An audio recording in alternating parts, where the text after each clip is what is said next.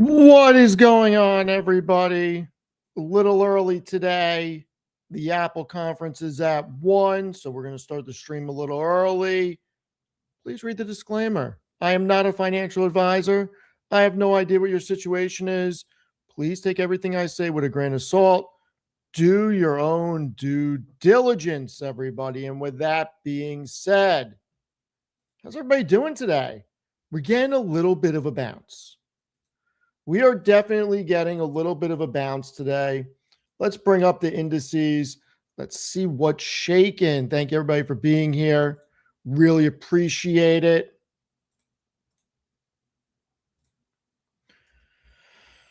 All right. The S&P is up 80. We are back over 7,400. Game 3 is tonight. Nixon 4 may happen. If Nixon 4 happens, I don't even know what to say. NYPD is going to need to call in the National Guard. That's what's going to happen. They should just call in the National Guard. Boom, boom, boom. All right. Chels is here. She was first. What is going on, Chels? Star is here. Rusty is here. PB is here. Joni is here. Tariq is here. Ray is here. Look at this. The whole crew is here. Got a lot of things to go over. Had a very interesting phone call this morning. Hollis is here. Danielle is here. What's going on, Danielle? So the S&P is up 80. The Dow is up 211. The NASDAQ is up 453. I am telling you, the sell-off was not because of the jobs report. If you read my Substack article, I laid out the whole case. I think it's bullshit. Where are we? Oh, look at that. Look at that. Tech's getting bought. Look at that. I went iced coffee today. Went to Starbucks. Threw it in the Tevis cup. Or Tervis cup. I just said Tevis cup. Jesus. Didn't feel like getting the Stanley out. What is this word? Surus? What is Surus? What does that even mean? Never heard of this silly word. Was this Amit's word of the day? Was that it? Marvell 297.78. Micron moving 87 points. We got SanDisk moving 112 points. IREN trying to make a comeback. The SMH trying to make a comeback. AMD is trying to get back to 500, everybody. ARM Holdings 358. Rocket Lab 114.5. Cisco over 125. Tesla over 400. Broadcom trying to get back to 400. SoFi 1650. Hood almost 85. Apple is up 7.5. The Apple Bulls are trying to take control. I think WWDC 2026 going to be pretty strong. Joni bought a Ninja frozen beverage maker yesterday to make her Starbucks at home. Love that. Love that. ServiceNow 115, Qualcomm 220, CoreWeave 102. What else do we got? Cloudflare over 250, craziness. IBM 284, Zeta falling under 22, Meta under 600. What the hell is going on? Altria Group 7190. Hard assets selling off. Realty Income under 61. Enbridge under almost under 56. Microsoft getting no love. Salesforce falling. And the Googs fallen. The Googs is fallen. So I had a phone conversation this morning with somebody. I'm not going to mention who it was. They definitely do not watch the channel. They called me and we were talking. They asked me about SpaceX. And I asked them if they're buying it. And when they told me how many shares they put in for, my jaw dropped. My jaw dropped. I said, why? This is what they said to me. So, big golfer, country club guy says, everybody at the club is buying it. He's like, everybody I talk to that works in finance is saying, just buy what you can get your hands on out of the gate and just hold it. Like, what? Seriously? And he says to me, he's like, listen, I know the valuation makes no sense whatsoever, but his plan is to try to get whatever shares he can get from his brokerage. And then if it pops, he's going to move. I mean, I don't know. It's funny that bunch of people really believe in this. I mean, listen, I'm starting to feel like, you know what? There's going to be so much damn demand for this damn thing that I don't know that it's really going to sell off to where I think it should trade. I saw Eastman on CNBC. I see a lot of people making videos about it. I'm not making a video about it. Everybody knows my position on it. I think that the valuation is crazy, but you know what? I think that this is going to be supported. I'm really believing more and more people are just going to look at this as a number on the screen and they're just going to buy it and they're just going to wait for it to run up. And then I think it's going to dip. I think this is going to be strong out of the gate, like a thoroughbred, but then start to lose steam around the corner. I don't know. We'll see. We will see. I don't like the valuation, but I don't like the valuation on Tesla. I guess it doesn't really matter that much. But you know what? It's pretty crazy. This thing is going to be so supported. Here's the crazy part. I almost requested shares. I logged into my brokerage and I started clicking on it. I'm like, I don't think I can do it.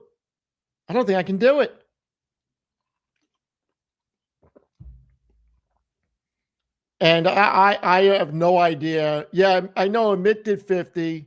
I know. The only thing that was going through my mind was if I get 100 or a couple of hundred shares, the covered call premiums are probably going to be so crazy on this that you're going to be able to make a good amount over the next couple of months just from the cover calls. So I don't know. I'm not holding my breath. I am not holding my breath. I think this is going to pop and then sell off. I think there's going to be a lot of money coming out of this. There's nothing else that explains Friday's sell-off except people raising capital to buy this. So I'm actually going to make some calls today. I want to see if some of my other friends are going to be buying this. I'm trying to take a little inventory of people I know and see what they're going to do. Because the person I talked to really, he doesn't trade. He doesn't even really follow the market that much, to be honest with you. So it's pretty crazy. Pretty crazy. It's going to be fun playing SpaceX intraday up and downs. I mean, if there was ever something to day trade, I feel like this is it. I feel like the volatility on this is going to be so insane, everybody. So insane. So we got a ton of stuff I want to go over. I want to start with that. That's the big news of the week. I mean, look, the numbers are staggering. Who knows where this is going to open? I mean, we all know what happened with Snowflake when that went public. Berkshire got in the beginning, kind of threw a monkey wrench in a lot of people getting it off the jump. 30% of the shares are going to go to retail. They're selling 555 million shares at 135 each. The largest IPO ever. I mean, it's 3 times the normal deal, and word on the street is it's oversubscribed. So I don't know. You got to rip the S1 up. The 18.5 billion revenue from the S1 you have to rip up because the deal from Anthropic wasn't in there. The deal from Google wasn't in there. Who knows how long the Google deal will last? There's a 90-day out clause in it. But I mean, for the time being, you're talking about what, 2.4 billion a month of compute being rented on something that he spent 15 billion to build with Colossus. So if he becomes the biggest neo cloud and really starts selling some of these ideas, I don't know. I don't know. I don't know. But I'll tell you what, Friday is going to be so exciting. I am going to be following this story and seeing what happens. We'll go from there. I know I asked it to the crew on Friday, but how many of you are buying SpaceX? SpaceX should change its name to CloudX. I like that. I mean, that's going to be their most profitable business.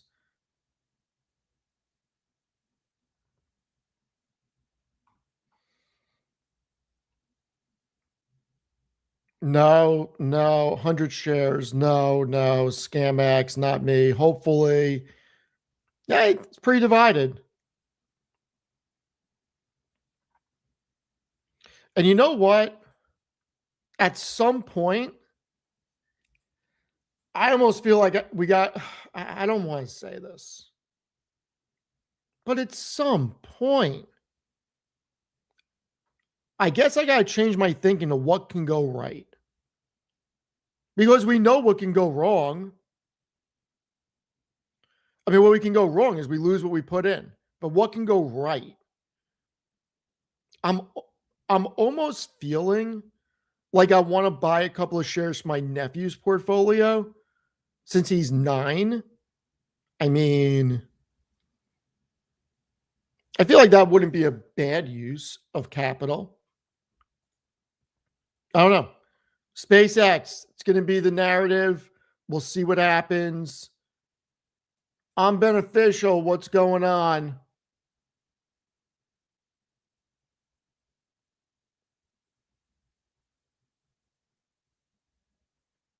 I never want to hear anything about Palantir if you buy those shares. Listen, if I buy shares for myself, it will be with the idea I'm just going to write the hell out of the cover calls and try to get the shares for free over the next year. There's no other reason I would buy this. I think the valuation's bullshit. You all know that.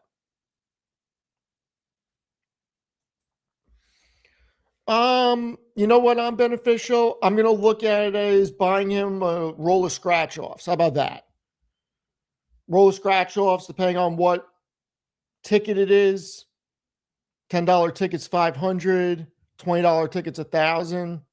Even though he's not old enough to gamble, I would classify it as, you know what? If I buy him 2 shares or 3 shares, it's like buying him a roll of scratch offs, bunch of lottery tickets.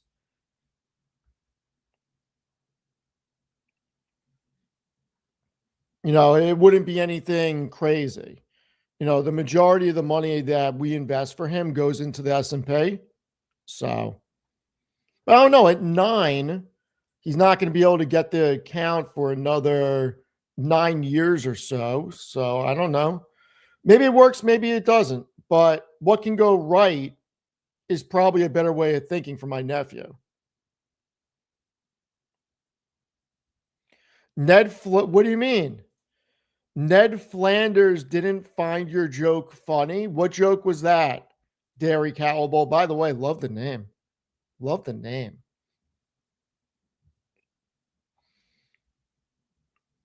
Oh, MD went to the first card show this weekend. Traded PSA 7 Griffey Jr. for a 10 out of 50 Zach Wheeler auto. Nice. 89 Griffey, I'm going to assume PSI, it's the 89 upper deck, I'm going to assume. Carmine's is legit. I'm a fan of Carmine's. You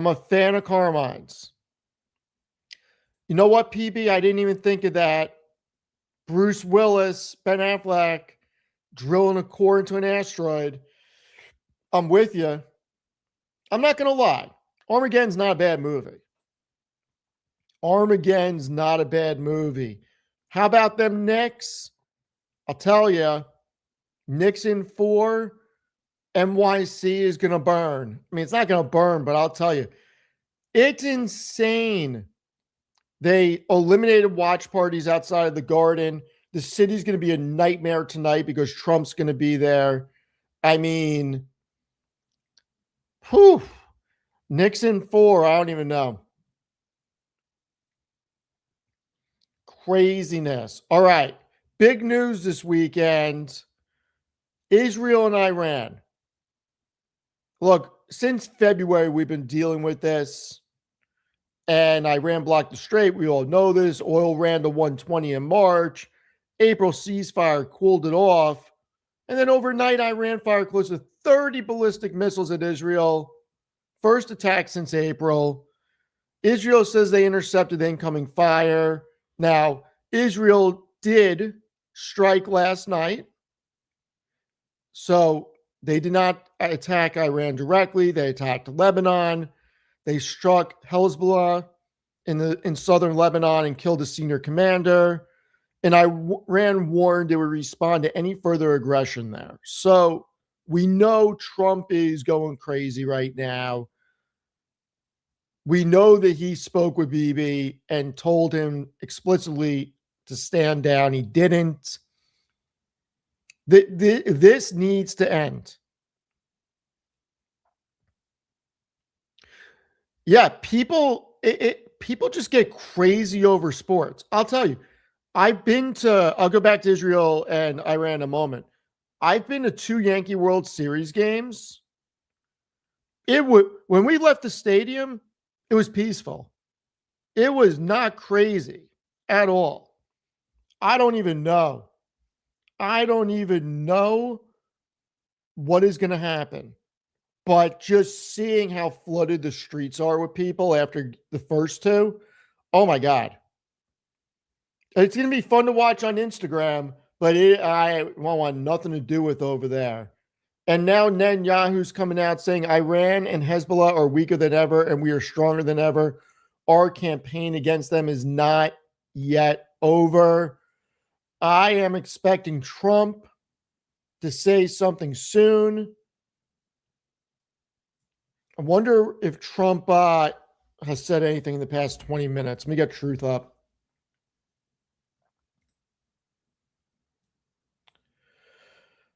No, 4 hours ago, both sides, Israel and Iran, are looking to do an immediate ceasefire, final negotiations on peace or proceeding, etc., etc. You know what? This is the worst thing about the Knicks being up right now. That damn song, that's all I hear. That's all I hear.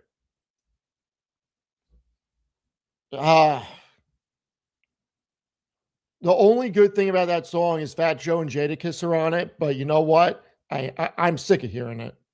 Sick of hearing it. It is going to be complete pandemonium if the Knicks win. Complete pandemonium. I don't even know what to say. The Knicks winning is going to be crazy. All right. So here's my take. I think that Trump is fed up with Netanyahu. I think Trump is fed up with the whole situation. He knows that this is bad for midterms. I don't think that he wants to spend his last 2 years, and let's really frame Trump's mindset, okay? He's egotistical. He wants to be loved. He can't stand when people don't like him. And look, does he antagonize on purpose? Absolutely. He speaks his mind. I mean, guy's 80. He's going to speak his mind. But I think more than anything, this is my own opinion, I think he wants to try to be remembered for some type of legacy. And I don't think that he's going to be able to accomplish in his mind what he wants to accomplish by losing the Senate and the House. And right now, you're in dangerous territory of losing both. Now, I think the market would be fine with losing one. I don't know if they'd be fine with losing two. Losing one pretty much means nothing gets done and it provides certainty to the market. Now, losing two, who the hell knows what goes on then? But I do think that he's got to be thinking and talking to people that this war needs to end immediately. We need the price of oil down. You have the biggest cookout holiday coming up in 3.5 weeks. Probably what, the second or third biggest travel holiday as well. Biggest travel days, Thanksgiving, then Christmas, I believe, then 4th of July, if I'm correct. So I think that Trump knows something needs to happen in the next couple of weeks to bring oil down and keep it down. You cannot have nat gas prices up. You cannot have food prices up. And then heading into the summer, we need oil under 80, preferably closer to 70, give or take, either side of that. But we need prices lower. Otherwise, I think it's going to be very hard to even utter the word rate cut come July. Now, Kevin Warsh, June 17th, I can't wait. My eyes are going to be glued, absolutely glued, to see what he says at the press conference. I think it's going to be so important. Look, I'm not political. You guys can say whatever you want. You guys know I'm not political. I'm just calling a spade a spade. If he loses both the House and the Senate, likely he's getting impeached. I don't think he really wants to go through that. And when you put the pieces together, going into midterms with the stock market falling is way worse for voter sentiment than the stock market that's booming. So we'll see. We will see. And it's not about retaining all three. It's about not losing both. That's what it's about.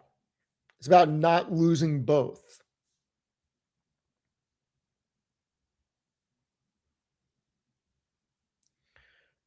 I mean, I don't know who the hell they're negotiating with in Iran, so I couldn't tell you. But for the global oil markets, we need the Strait of Hormuz open sooner than later.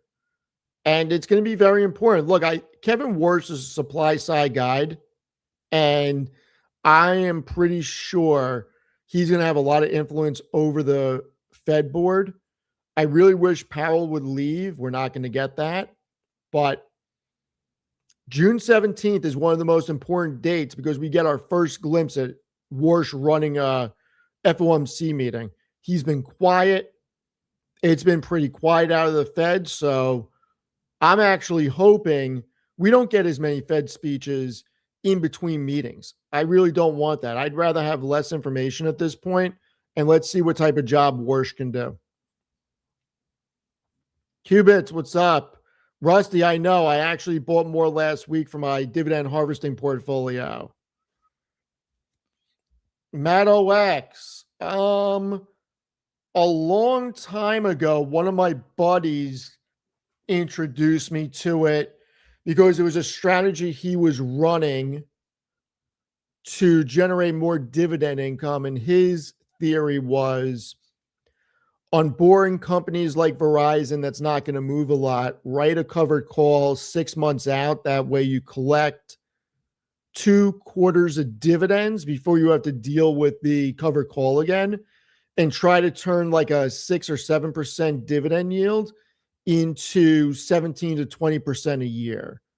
And after he introduced me to it, I just started doing it and then doing cash secure puts and basically learned a lot of it on my own, and then just talked with more people, Chris, Amit, TJ, and just kind of refine things. I don't do it nearly as much as I used to, but I still do it. The only call options I have open right now are some of my shares on Nvidia, and then my shares on Reddit. I have cover calls against them.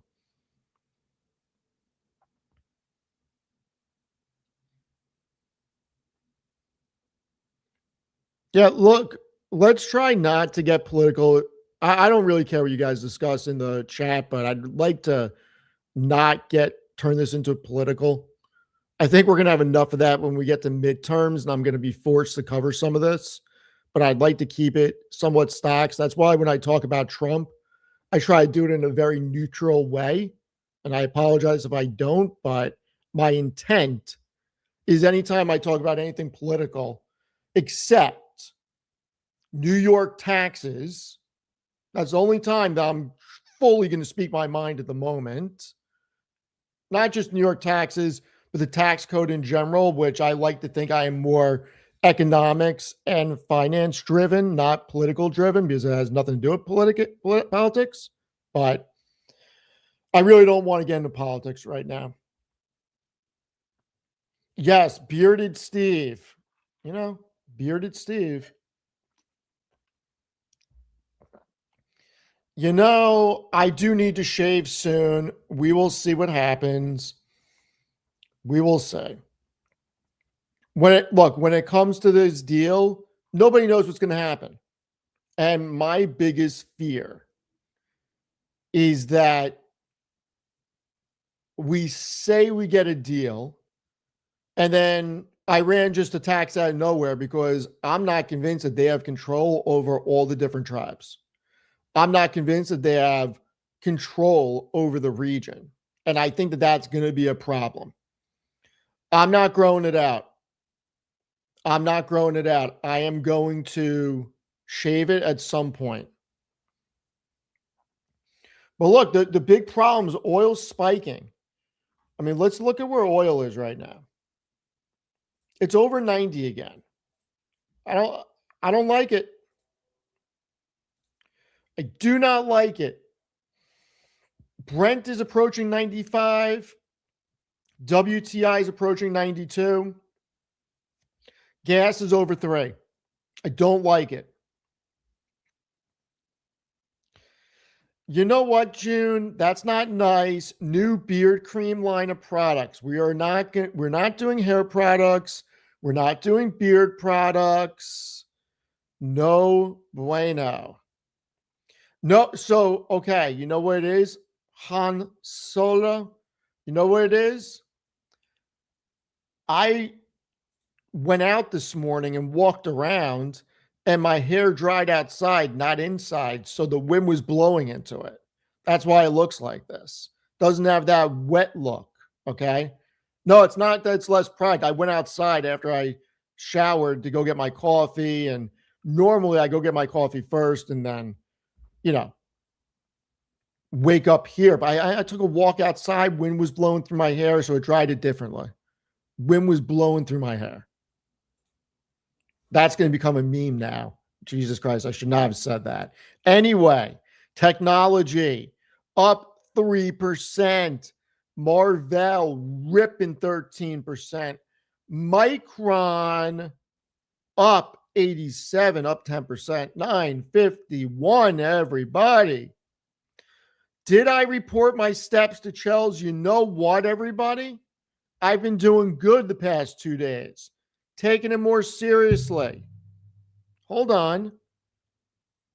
Step count. Can I see it yesterday? Why can't I go back to yesterday on this damn app? What the hell? I did over 11,000 steps yesterday, and I did something like 8 or 9,000 the day before. So I am going out for walks now, trying to get my steps in, trying to be a better role model like all of you. I mean, should I not have sold MU? I don't know. I wanted to get out of it. I like Broadcom. What can I say? What can I say? Look, and I always said maybe I'm not doing the right thing. I don't know. Broadcom's also up 3% today. So Micron's up 10%. I get it. It's still under where I sold it. And look, I have a very big thesis on Broadcom. If you want, you can go read it. I put it out on Seeking Alpha this morning. I think the market overreacted. This was an incredible quarter. It's about 2,400 words. So if you're interested, please read it. I think it makes a lot of sense. I think it makes a lot of sense.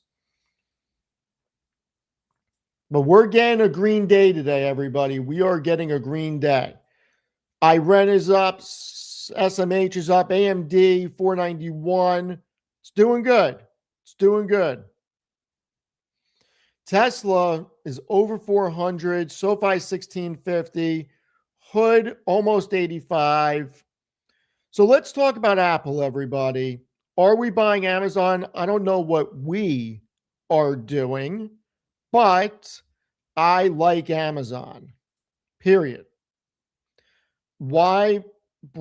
Great question. Great question. I own a lot of NVIDIA. I do not own a lot of Broadcom. I think they both do well, and instead of adding to NVIDIA, I added to Broadcom.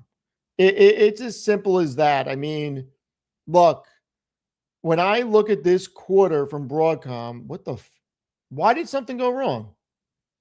Oh, shit. I'm building something on my server that may be impacting this. Hold on. Oh, I shouldn't have put it on build mode.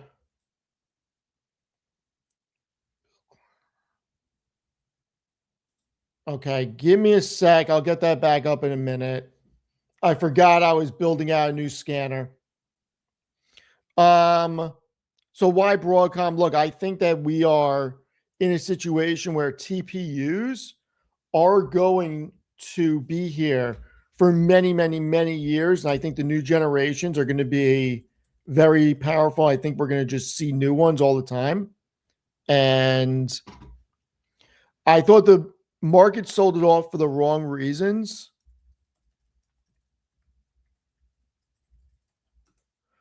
And look, Broadcom looks undervalued here. When I look out over the next 2 years, Broadcom has over 100% EPS growth. It is actually trading at almost the same valuation as NVIDIA on a forward basis. I'm just trying to get the server back up, and then I'll get it up. I had to log into the server and see what's going on. I completely forgot I was building out something for all of you, and I didn't get it done in time for the stream. But I do think it's coming back up now. So I had a new thought process of finding value. So I'm trying to build something out. I'll let you know when it's done. It's going to be pretty interesting, but we're back up. So I'll show you exactly why.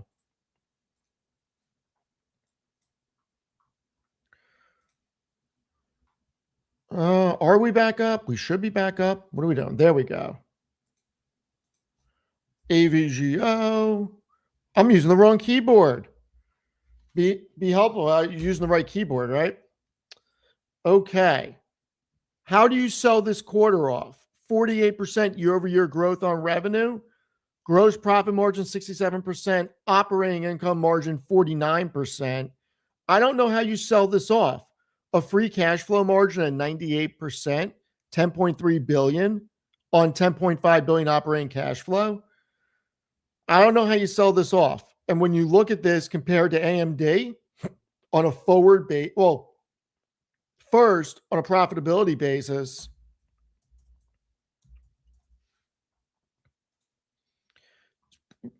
Broadcom slaughters AMD across the board on metrics.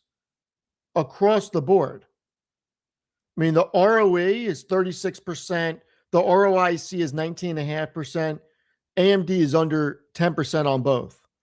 I look at how much profitability is coming in, significantly more.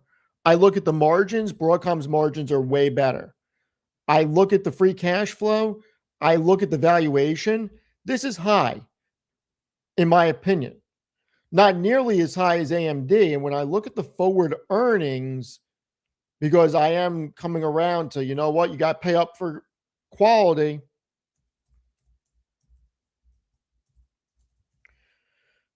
Broadcom is trading near where NVIDIA trades on a forward basis. So if Broadcom has 116% EPS growth over the next 2 years, at a 16.2x multiple compared to Nvidia at 14.6x and AMD at 27.4.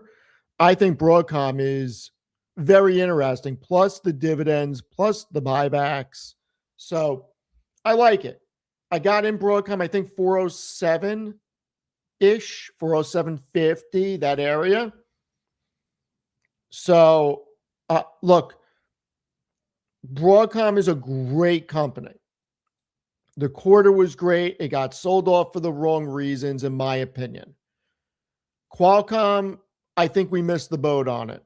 The boat was 130 to 140 when it was trading at less than 12 times free cash flow.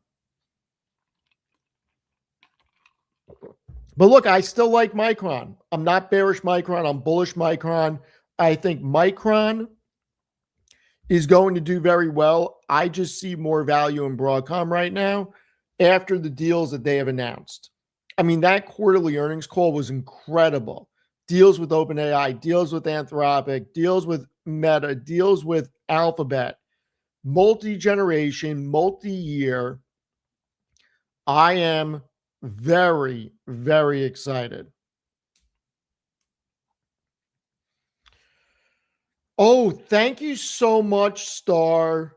I saved something on Instagram I wanted to send to Amit, but I know that I knew he was probably sleeping last night. I didn't want to wake him up. Do you guys know who Sean Ryan is? He's ex-Special Forces. He has a pretty big podcast. He was a CIA contractor. The CEO of Figure had him out, and they were playing around with one of these Figure robots. I got to tell you, it was pretty crazy.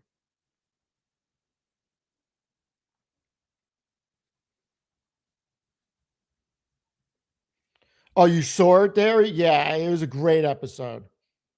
Sean Ryan's awesome. I like Sean Ryan a lot. I don't listen to his stuff as much as I used to, but he's got some really interesting interviews on there. I like listening to him and Jocko.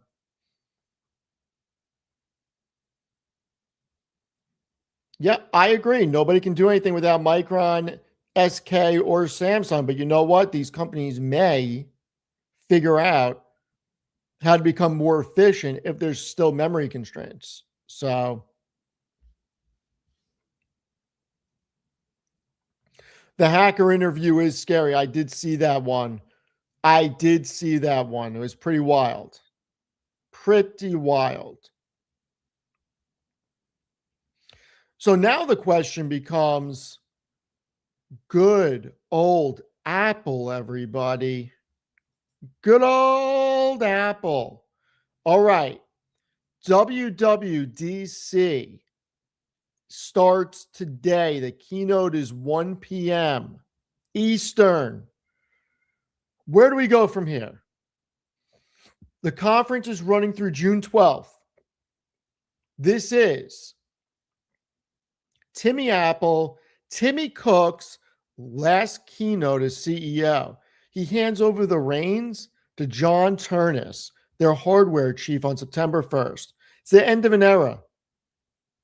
I think the whole story, AI and Siri, Apple Intelligence, we know has been a black eye of Cook's tenure. Siri overhaul has not happened.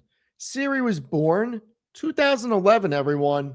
Yet Grok, way better of an assistant, my opinion. So I think the new AI Siri is going to be the big talk, because the reports that I was able to find are saying that it's going to be powered by a custom 1.2 trillion parameter Google Gemini model, with Apple paying Google roughly $1 billion a year for it. The Gemini deal was announced in January, and I think that this is going to be the majority of what they talk about. We got a big software lineup: iOS 27, iPad OS 27, Mac OS 27, et cetera, et cetera. So they're going to be presenting a lot of AI features with it. I'm not expecting this to be a big hardware event. I'm not. I'm expecting the new devices to come out later this year, I think they're going to launch Siri first and then come out with the devices. Whoa, whoa, whoa, whoa, whoa. I don't understand. Ned Flanders, Leftorium, what can go wrong? What did Tanner do this time? What did Ned Flanders do?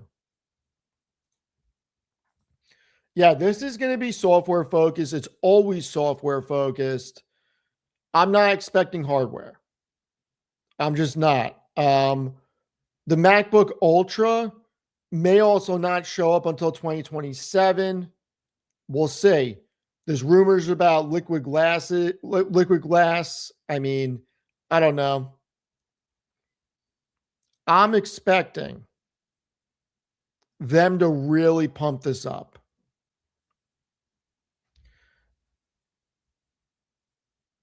I did not start the Ned Flanders thing. I don't know who did, but I did not.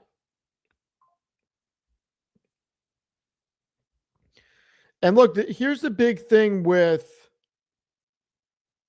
Apple. When I think about where they are and you look at services, services is one of those businesses, and I'm not sure if I continued building it out, but let me bring this up for you. I used to track services on a quarterly basis. Hold on. Apple metrics. When is the last time? Have I not tracked it since that long? Holy shit. All right. I got to throw two more quarters on here. I'm lacking. I should start using this again. I really should start. But you look at services revenue through Q3 2025. This is a business they built out of nowhere. And every year, it's a staircase up. Every year. Now, I did not finish out 2025. But they're on an annualized run rate of probably 120 billion now. And if they get real AI offerings, like real AI offerings in here, I think they're going to be able to upsell services. I think they're going to be able to put a new. You guys are killing me with this Ned Flanders stuff. Have you seen the Ned Flanders metal band? No, I have not. But I think services, you're going to be able to get another $5 or $10 a month out of Apple users. And we are going to see them generate a lot more revenue if they can get AI really embedded and working well. Hopefully, partnering with Alphabet will allow them to do that.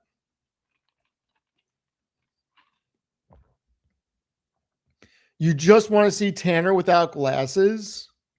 Okay. All right. Now, I have no idea what's going to happen with Apple. I think Apple is priced for perfection, and it deserves to trade where it does, but I'm not expecting it to go to 350.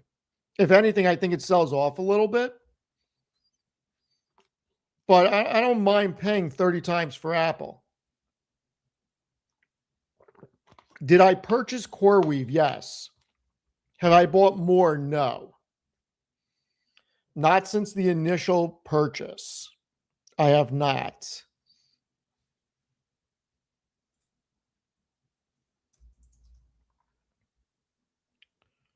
I think you have a better chance at Meta becoming a Neo cloud rather than Apple. I just don't think that Apple is becoming a Neo cloud.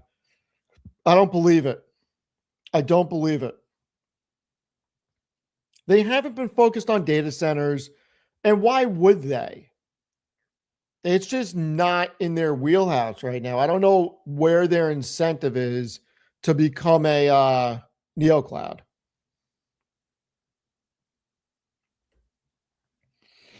If Apple's able to increase their revenue without a big CapEx increase, very bullish. Very bullish for them. All right. I want to go to something. Give me a moment. We're speaking about Apple. See what they got to say. Forte, senior consumer internet analyst at Maxim Group, has a buy rating on Apple, price target of 310, right where we are right now, actually, Tom. So, I mean, I guess let's just start with your expectations. You think we're going to be surprised by anything that we hear this afternoon? Sure. So, David, stepping back, this is John Turnist's first worldwide developer conference since being named Tim Cook's replacement effective September 1st.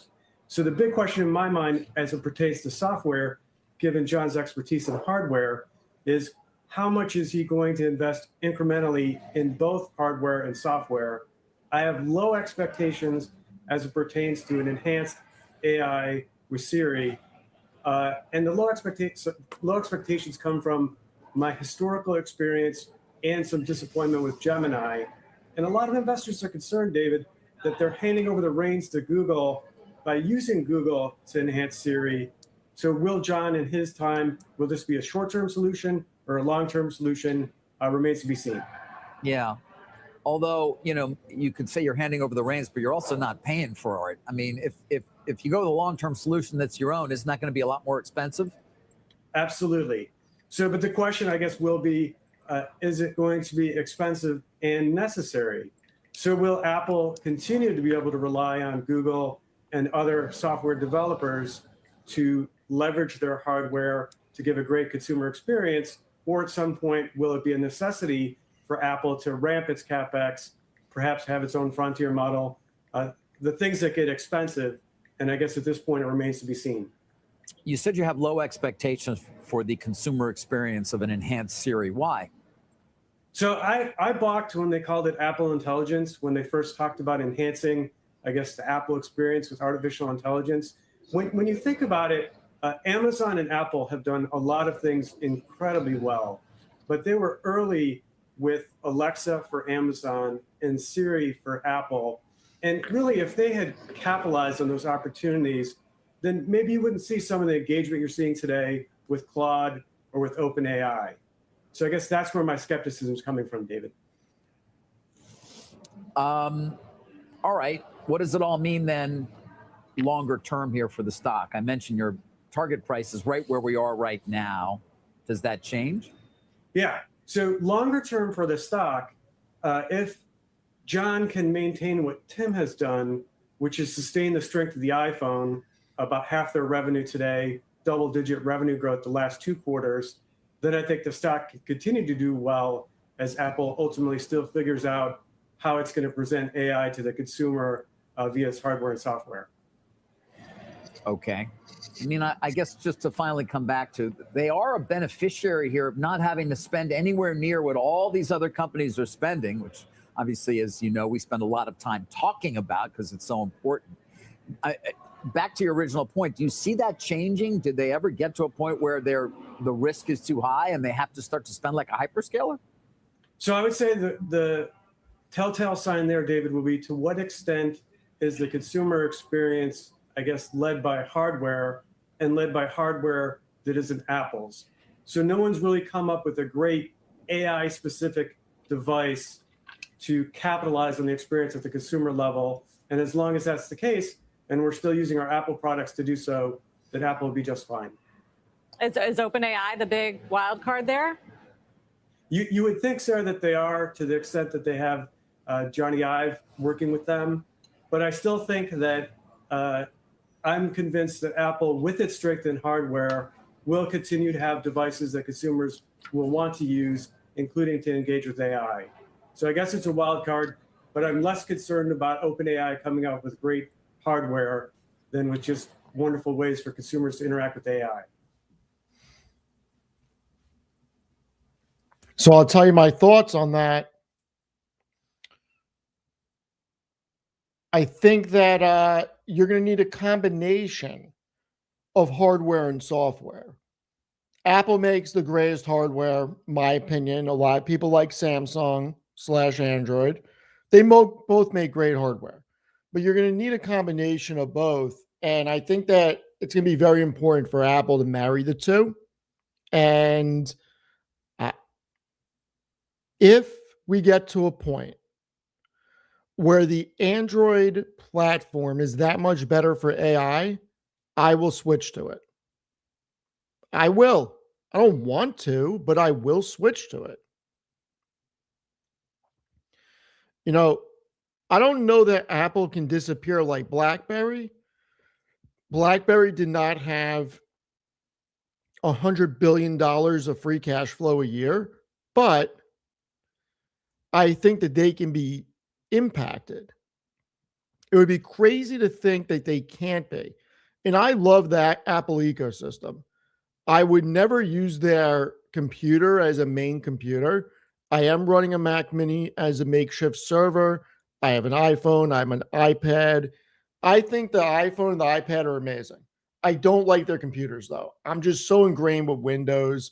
I'd rather use Windows. But I do think it's their game to lose right now. And AI is going to be the future. We need to see what's going to happen with AI. I think that we are going to learn a lot at this WWDC. I'm very excited for it. And look, the NVIDIA keynote and the Microsoft Developer Conference were so impactful. Let me ask all of you this, in all seriousness. Put your thinking hats on. I should go get my thinking hat. I have a hat there, but it doesn't look like a thinking hat. Doesn't look like a thinking hat. I need a thinking hat. I need to get a thinking hat. Maybe I'll get a hat like Gandalf or something. Who knows? Anyway, when you put your thinking hat on,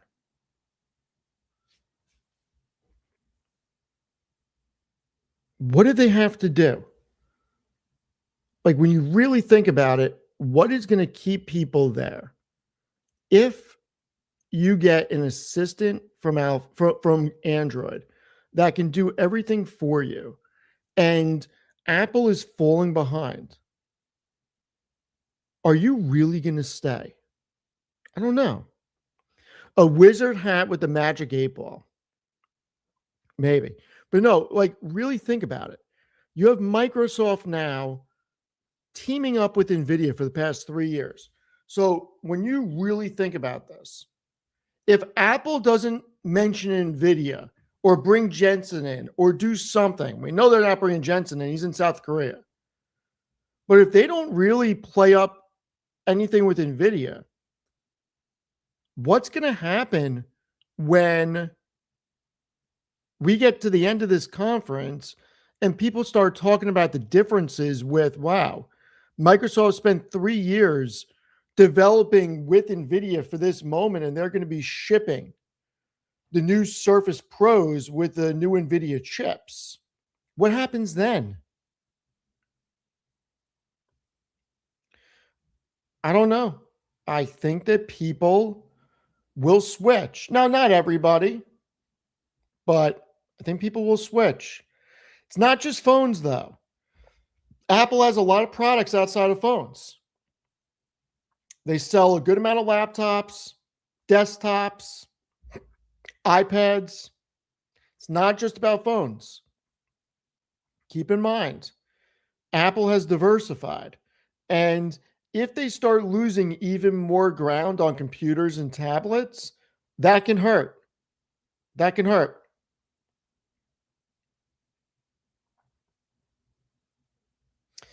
I mean, I'm wearing an Apple Watch right now. I'm with you. I'm getting bullied into it. And rightfully so. I need to take care of my body better. The new Mac Minis are sold out until August. I do know that.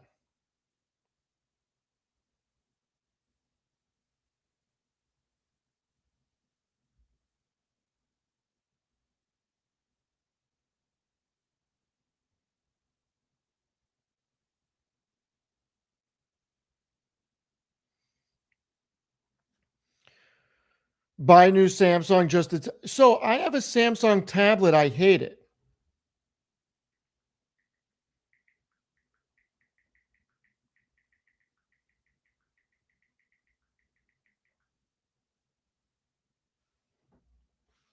I don't know if I'll be switching to Android. A lot of my friends try to get me to switch. The shadow government has stopped trying to get me to switch. I really like the Apple phone. I really like it.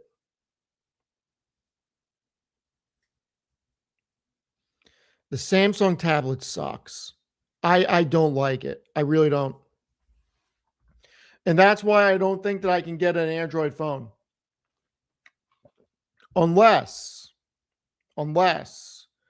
the AI is that good that I don't have a choice. That'd be the only way I could do it.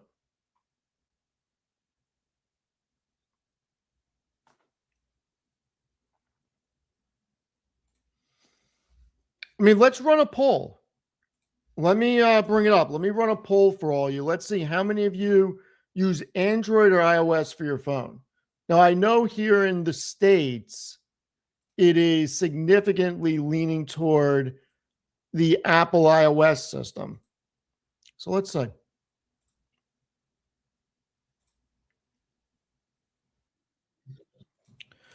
I don't like when I bring it up that it just has the volume on. All right, start a poll. Are you an Apple or Android phone person? iOS, Android.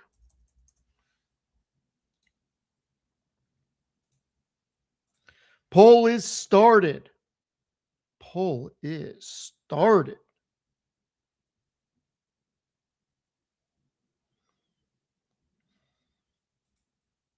I'm not a shook baby, so I don't use Android.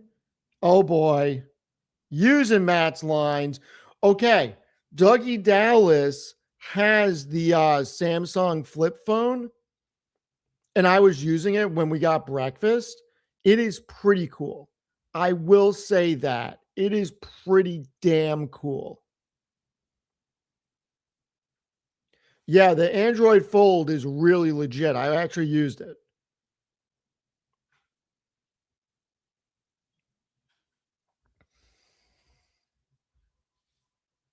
Did Jensen say buy Qualcomm? Of course he did. Of course he did. All right, yeah, we are a little bit more iOS than Android in the group.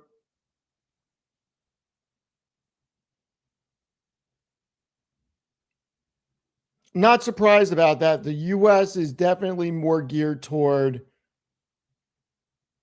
iOS than Android.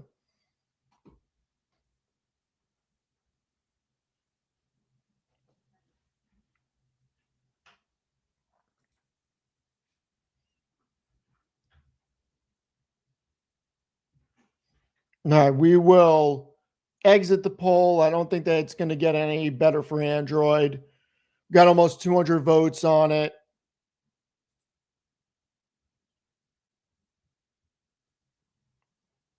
$59.41. So at 1 o'clock, we get all the news from Apple. I'm excited. I can't wait to watch it. Timmy Apple's last address. I am an Apple shareholder. I have not added to Apple in a long time. Apple is one of the more expensive companies out there, and it doesn't have the forward growth of some of the other ones. I like Amazon more. Amazon's underperforming the S&P. Apple isn't. We'll see what happens. The M5 chip for the Mac Mini, I'm not sure. Is that coming out next? Nobody can say Tim Apple did not do a good job. I may disagree with a lot of the things he did, but I mean, let's call a spade a spade. Whoops. Let's call a spade a spade. When you look at Apple, I mean, over 10 years, I mean, really think about that. Over a 10-year period, Apple is up over 1,000%. Nobody can say Timmy Cook has not done a good job. You could have just invested in Apple and done nothing else at any given point. At any given point. Invest in Apple and chill. You could have just done that. It has slaughtered the S&P. Question is, does it keep slaughtering the S&P?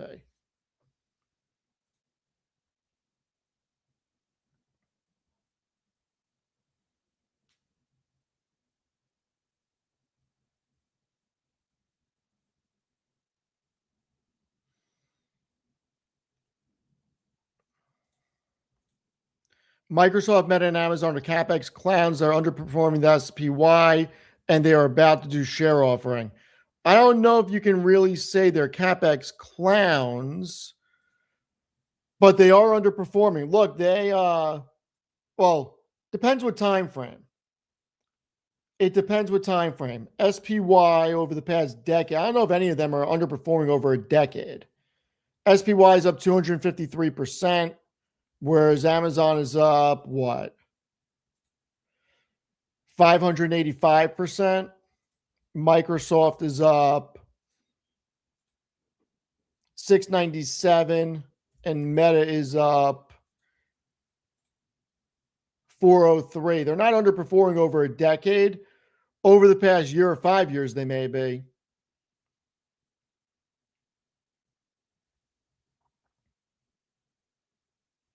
Yeah, Broadcom's an incredible company. Hock Tan's a great CEO. They make great products. Well, I did over 10 years. I didn't do it over 3. I mean, 1 year they're down. 5 years they're up 77.92%. Look, it's been difficult for some of these companies, no question about it. But they're also the greatest cash flow companies there are.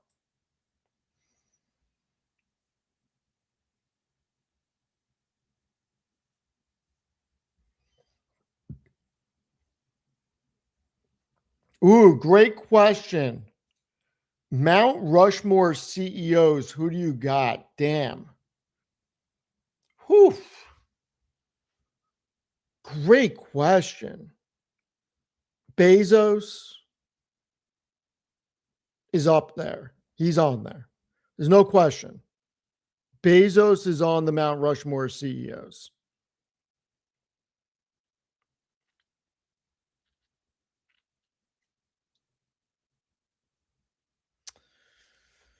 Oh, man. Jensen's on there. It's going to be all tech guys, unfortunately. I mean, you can make an argument for Sam Walden. You can make an argument for Ken Langone.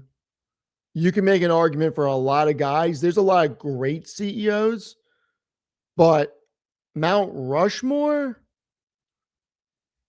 Yeah, I mean, Jack Welch, you can make an argument for, but I mean, look, Mount Rushmore, Bezos, Jensen, Zuckerberg. I mean, do you even dare throw Nadella on there? He absolutely took a broken Microsoft and turned it around. I don't know.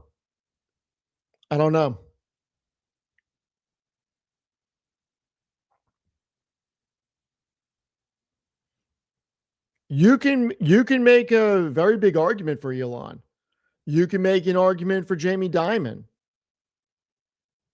I don't think you can make an argument for Karp, unfortunately.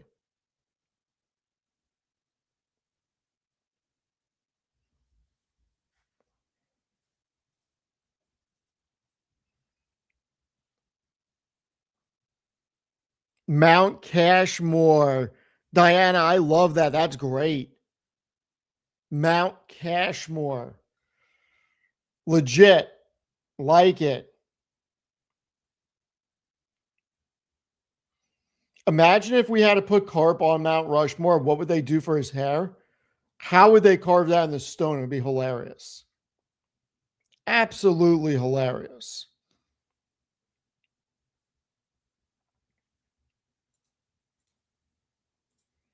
All right, let's see where we're going right now. Where are we going? The index is still doing well. The NASDAQ is up 384. The S&P holding it down, up 60. The Dow Jones up 93. Tech is still running. Marvell over 300. Micron 958. SMH 603. AMD 489. ARM 355. Rocket Lab 113. Cisco running right past 125, everybody. SoFi 1651. CoreWeave 103. Apple 314. NVIDIA still can't get past 210. NVIDIA is being so disrespected here. So disrespected. Can't believe it. Amazon under 250 disrespected.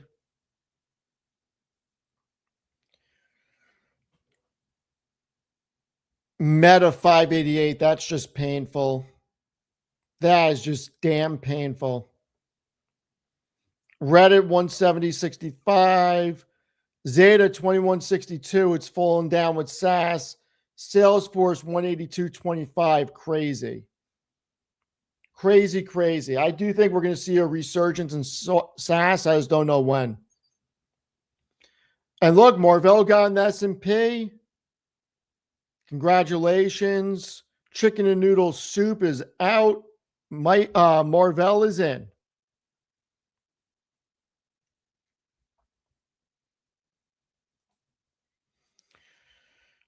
Listen, I am very happy that the S&P Global Company did not let SpaceX in the S&P 500. I'm very happy at that.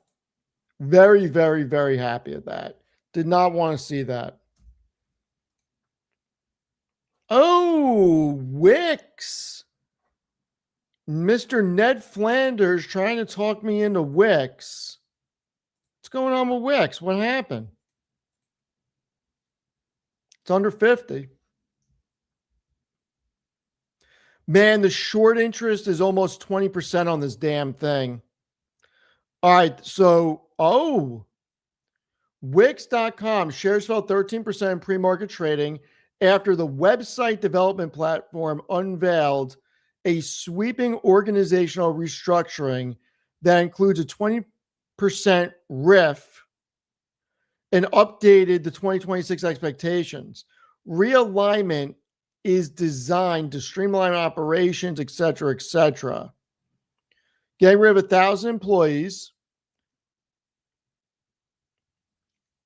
They're expecting free cash flow to go up 20 mil. Wix, Harmony, and Base 44 continue to perform in line.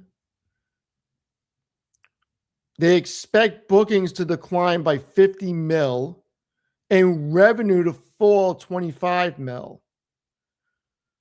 Weaker revenue outlook to be more than offset by approximately 70 million in non-GAAP cost of revenue and operating expense savings this year.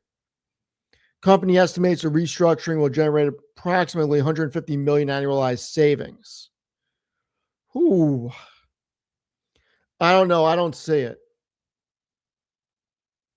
I know the valuation's there, but it's a website builder at the end of the day, so I don't know. I can't see it.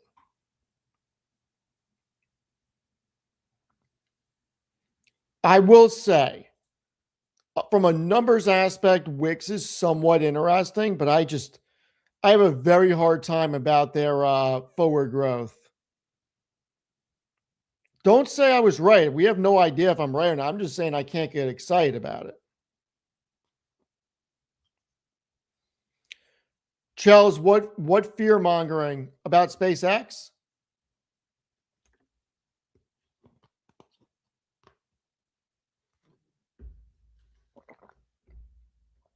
Do I think this is a bull trap? No. I do not think this is a bull trap, but you have to remember something. I am always bullish. I am just like Josh Brown. Whoa. What is this? Then telling people they need to pull their 401ks and just take penalties is insane.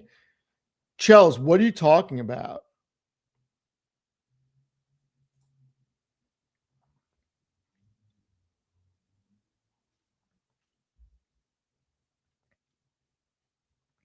We're going to need some more context on that.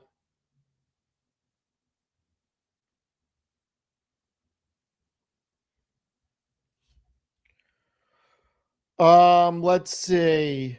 Have I been digging into Android replacing Windows as an operating? No, I have not. I don't think it's going to happen. I don't think that that's realistic at all.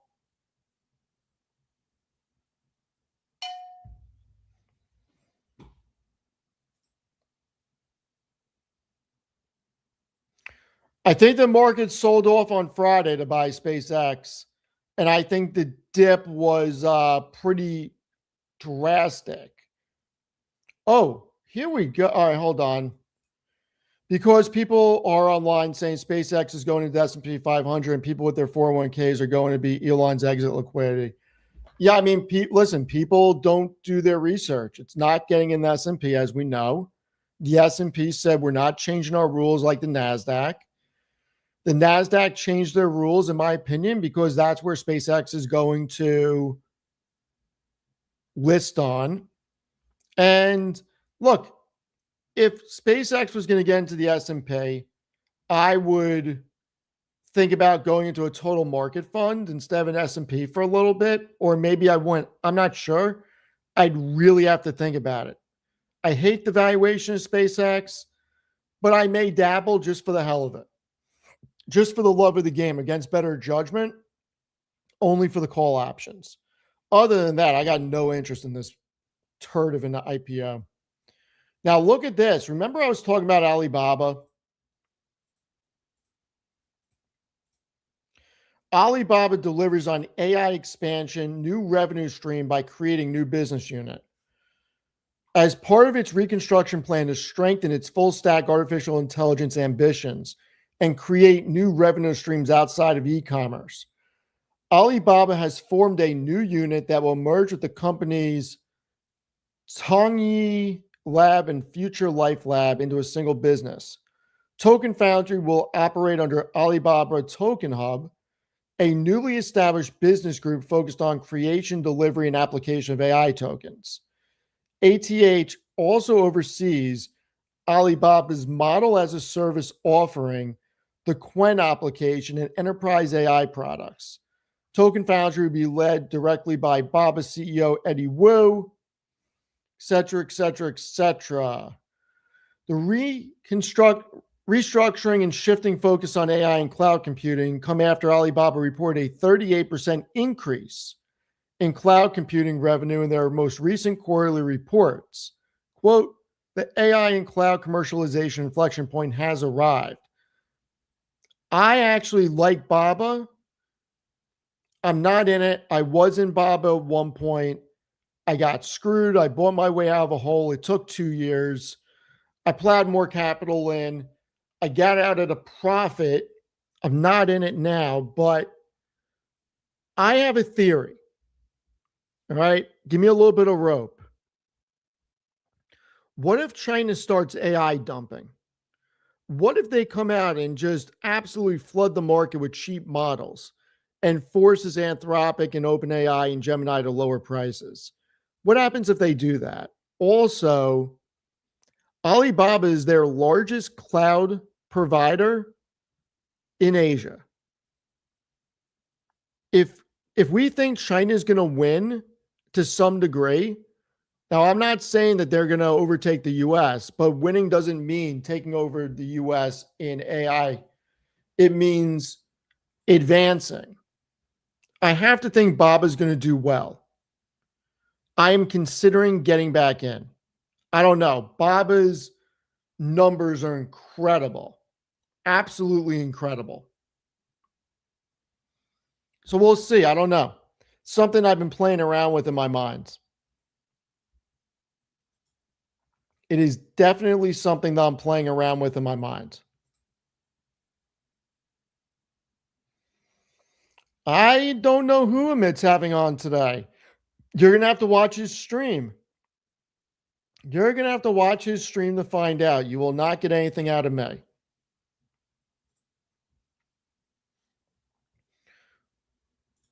Well, I'm glad you don't think I'm crazy. A lot of people think I'm crazy. I do want to watch something else from CNBC about SpaceX. So give me one moment. Let me tee it up. Let's see what they're thinking. They're naming this gravitational pull, huh? All right. Its debut later this week, but some on Wall Street think its impact is already rippling through the market. Leslie Pickard joins us now with more. Yeah, we've made note of that. Leslie, good morning. Yeah, good morning, Joe. The NASDAQ had its worst performance since April of last year, exactly 1 week before the SpaceX IPO. And that may be more than a coincidence. Recently, retail investors have been chasing the upside momentum in semiconductors and hardware and AI power names. Micron alone has seen $6.5 billion in net retail flows in the last month, driving 87% upside. At the same time, U.S. equity levered ETF assets have reached an all-time high of more than $175 billion, concentrated largely in the NASDAQ 100 and semiconductors.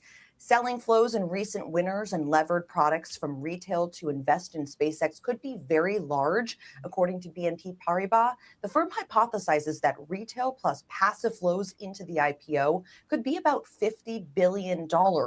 If retail sells out of levered ETFs, that can create even more disproportionate pressure. Now, this volatility could become even more exacerbated after the IPO. You've got SpaceX options and levered ETFs that list the following week. And in the weeks after that, the company will start to be included in various indexes. So when you combine SpaceX's tiny 4% float plus passive and retail flows, and then these options and levered ETFs, you can see a situation where SpaceX's performance, either to the up or downside, becomes more pronounced and has the capacity to bring the rest of the market along with it, guys. Every time we see the any type of sell-off, Leslie, it's like, well, you need you like Bitcoin, but if you want some SpaceX, you might sell some Bitcoin to get some SpaceX. And I think that's just one example of Yep. what we've been seeing, and it doesn't stop with just SpaceX. So I don't know what this means for the markets with all these hot IPOs coming. Yeah, I think the question is, at least, the people I speak with, the institutional investors, there's ample cash available. There are a lot of different wells you can kind of tap there if they choose to invest in this IPO. Retail, though, is expected to comprise 30% of the SpaceX IPO, and they may not be sitting on as much ample cash in order to invest. And so that's why you're seeing kind of potentially the unwinding of some of these levered ETFs, which have a more pronounced impact on kind of the underlying assets there, in order to maybe free up some cash if they were to invest in this. So you're seeing kind of an inverse relationship with the sell-off, and then potentially the, at least retail trying to free up some cash to invest in this IPO. Maybe they can get it from a private equity fund or something. Oh, no, that might be tough. Yeah. Nope, that's locked up, Joe. You can't do that either. Good thought. Yeah. Andrew. Hey, Leslie, I'm curious what the reaction is on the street right now about both Goldman Sachs and Morgan Stanley's analysts. Of course, the bank itself is underwriting this big IPO, but their analysts have put out some, dare I say, sky-high projections. We can hope they get there. $3.4 trillion, I think, is the market cap that Morgan Stanley put on this company, 2040. This is something that banks, frankly, did not do, were not allowed to some degree to do post that global settlement that Elliot Spitzer made back, I want to say, what was it, 2001, 2002? So what's happened? What's changed? Yeah, I believe there was some reforming of that settlement that took place in December of this year, kind of under the radar in terms of the communication between the analyst side and the investment banking side. It's not that there isn't still supposed to be a wall, but my understanding is that this is something where, the analysts can't publish research necessarily, but the investment bankers can maybe go to the analysts and say, hey, what do you think here? And then they'll kind of work up a model, and then that can be communicated. So it's not something that's used necessarily to win the business, but it's something that's maybe used as they have conversations just colloquially with investors. These are not numbers that have been published anywhere. They've just been kind of communicated. But I think to your point, Andrew, that the just thinking 14 years into the future for any company is very challenging for anyone to get their head around. What does my life look like in 14 years? I couldn't even tell you.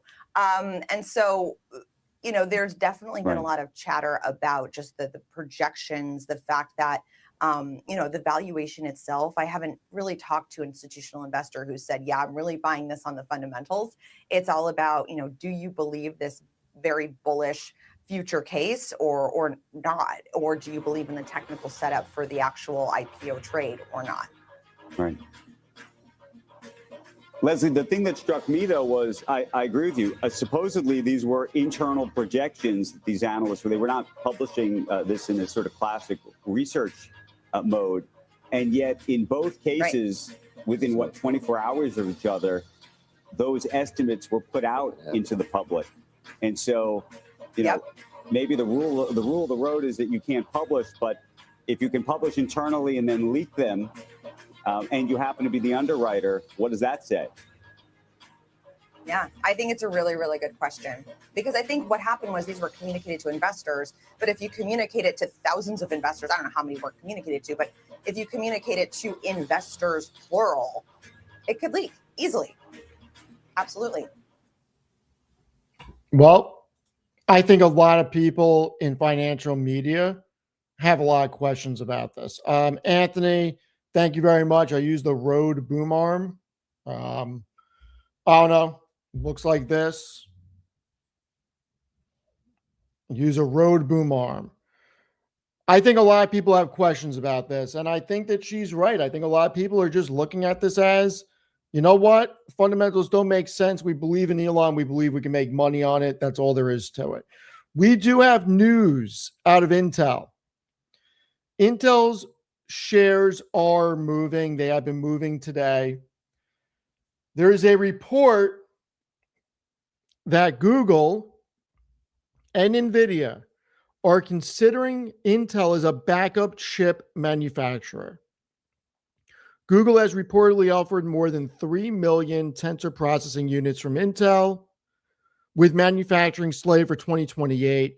NVIDIA is testing whether Intel technology can be used to make a forthcoming processor that combines 4 graphics chips into a single unit. Across the border sector, Marvell technology is up, et cetera, et cetera. I mean, oh, Intel, how we all missed this. And I freaking called Amit, said, I think TJ is the only one out of us that bought Intel based on what I was saying. I know I didn't buy it. We were talking about this under 20. Just another one that got away. Just another one that got away. I do think that Intel is very exciting from a foundry aspect. I think the valuation right now, it's a $500 billion company. Should it be this big? I have no idea. But if their fabrication actually works, you know what? Intel could keep going up. I don't know. It's one of those companies that, from a strategic aspect, is incredibly important to the U.S. It's incredibly important. And their foundries are national security. There's no question about it. I also think that when you, I do have Cactus Jack. I just don't have it up on all. It's behind something right now. What did Cactus Jack just say? U.S. forces disable non-compliant oil tanker in Gulf of Oman. Foreign investors sold 801 million of Kospi listed shares on Monday, et cetera, et cetera. What was I supposed to see on Cactus Jack?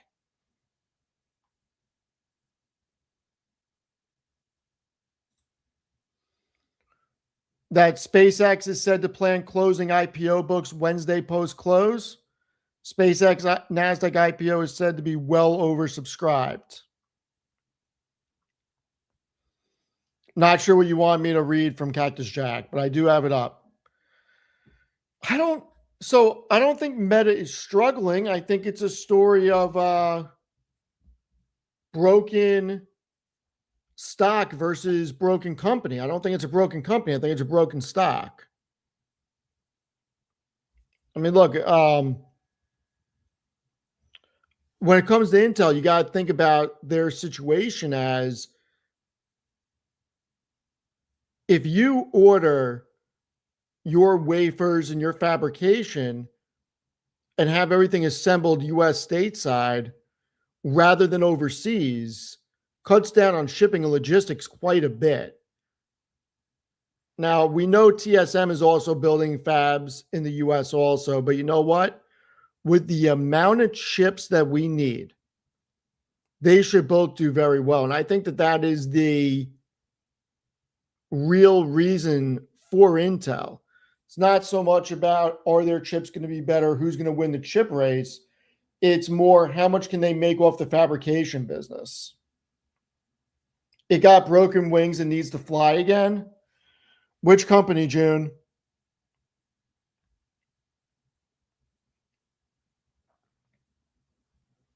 Oh boy. Cactus Jack strikes again. Pentagon publishes list of Chinese military companies. Alibaba named in Pentagon notice on military firms in U.S. Well, that's not great. I don't follow Shift 4, so I can't help you there. I do follow Meta, and I think Meta is a broken stock.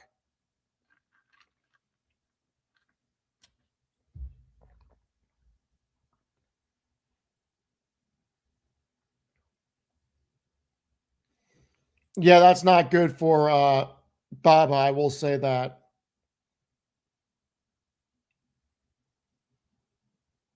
Meta does not need a new CEO. Zuckerberg is a killer. He's one of the greatest CEOs that's ever lived. They do not need a new CEO. That's crazy talk.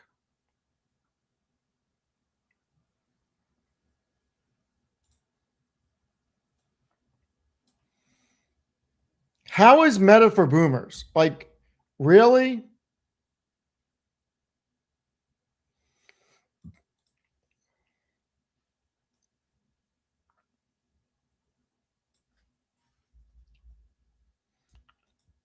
I mean, in all seriousness, guys, let's really call a spade a spade. Look at their profitability. You can say it's a boomer company. That's fine. I don't care what you call it. But this is a company that generates $215 billion in revenue, $176 billion in gross profit, $109 billion EBITDA. Their margins are crazy across the board. Crazy. This is not something. I don't know what to tell you. I don't know what to tell you. Trading is not investing. I don't trade. I invest. Trading is not investing.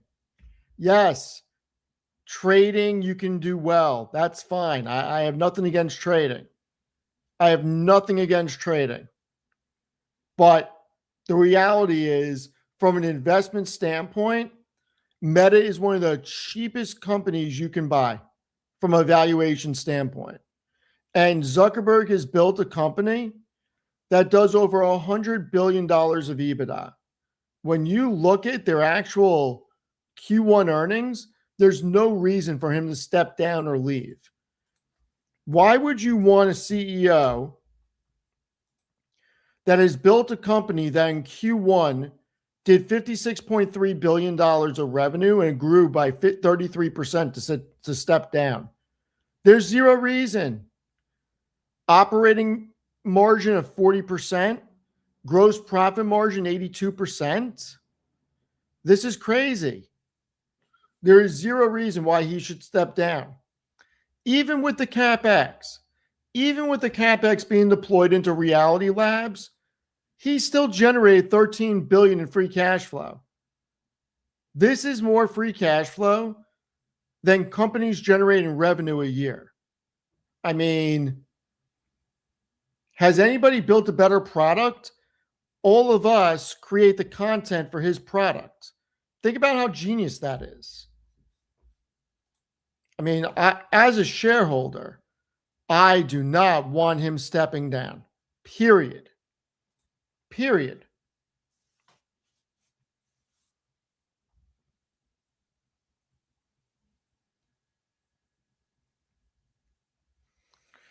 Maybe it hits 550. Maybe it does. Okay. So retail investing news, I get it, but let me ask you this. Amazon has underperformed the S&P over 5 years.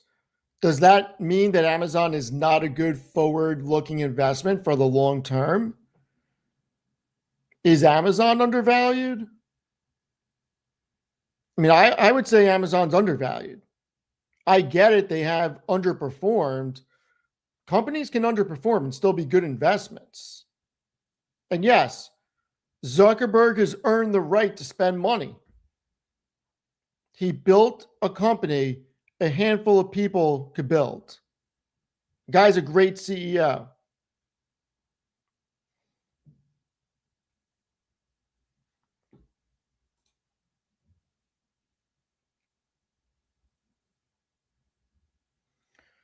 See, I don't know, Robert.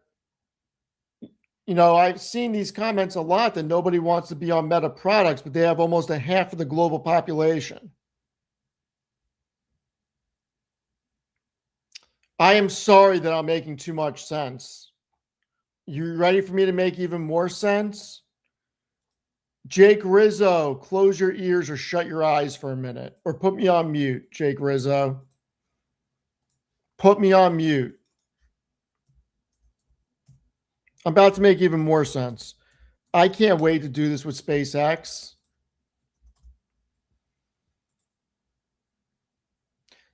Tesla is now a bigger company than Meta again. I mean, think about that. Tesla is now a bigger company than Meta, trades at a shitty valuation, generates less revenue and less profitability across the board at worse margins. In what world should Tesla be a bigger company than Meta? In what world? What world? I mean, even the ROE and ROIC is night and day. I mean, look at these margins. And then, oh, wait, we saw what Meta did. How about Tesla in Q1? Oh, this is a company that should be bigger than Meta. Sure, I get it. I get it. Just saying.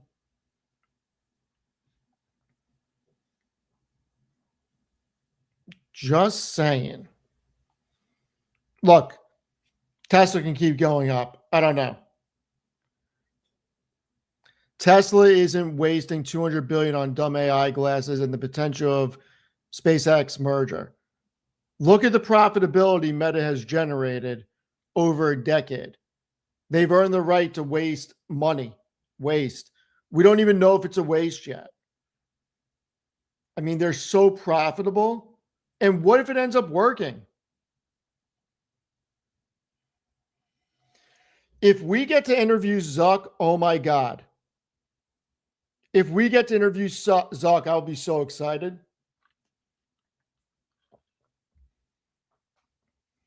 That's a top interview I want. I would love nothing more.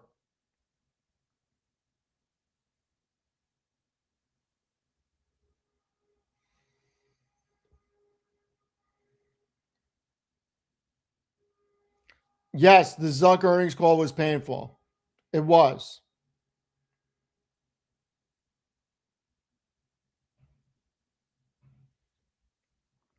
Look, if I could write him an open letter that he would read, I would tell Zuck to never mention the metaverse again, and make sure that if he's going to talk about CapEx, he needs to talk about how much it increases profitability.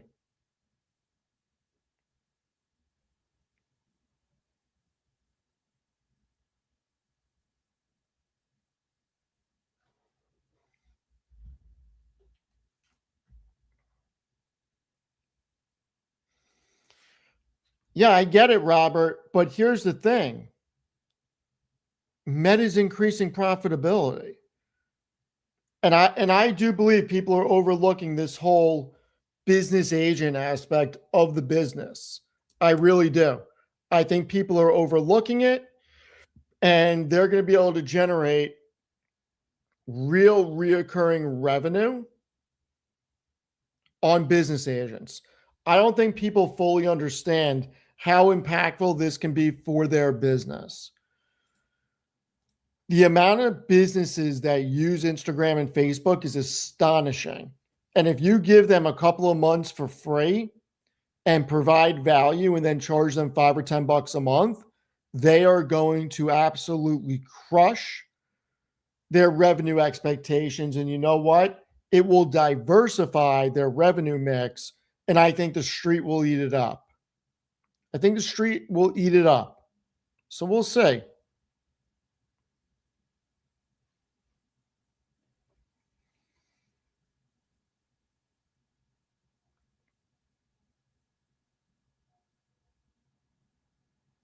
Oh, the markets are still doing well. Lena, what's going on? What is going on? All right. Crude 91.44. The NASDAQ is over 26,000 still. The S&P is still up 74.33.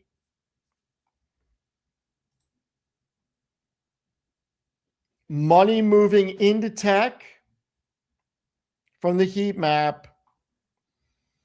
Marvell is under 300.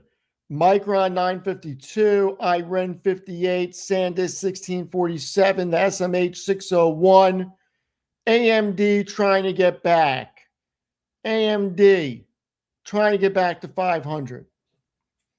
Rocket Lab 114, SoFi 1659, Hoodie O Hood 85. I wonder what the inflow of trading is going to be on Hood once SpaceX goes public. Jake Rizzo, I am absolutely crying about Tesla again. Absolutely, although I don't have tears. But yes, I am complaining about Tesla. Broadcom 394, Apple 313, Service Meow 114, NVIDIA being disrespected. Disrespected. 208.45. Snowflake 241, Qualcomm 218, Palantir 135.95. Maybe I am delusional about Meta. Maybe. We are going to see. All right, next decade 847, Meta 588, Fortinet 143, IBM 281, Reddit 171.35. My call options, or I should say my covered calls, are 172.50 for this week. Zeta under 22, Alphabet 362.72. Microsoft trying to fend off the herd, trying to stay over 400. And then you got Salesforce. And then you got Salesforce, 182.30. No bueno. We need Salesforce to do something. Salesforce super undervalued based on the fundamentals. I have not looked at PayPal in a while. And I have not looked into Keel. I know that guy, whatever his name is, Leopold or whatever. I have not looked at it. I know he bought it. It's a $3 billion company. It's up a ton. I have no idea. I'm not looking into it.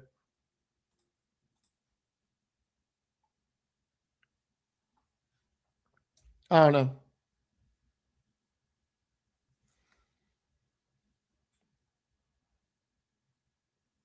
Don't get used to the green on SoFi. I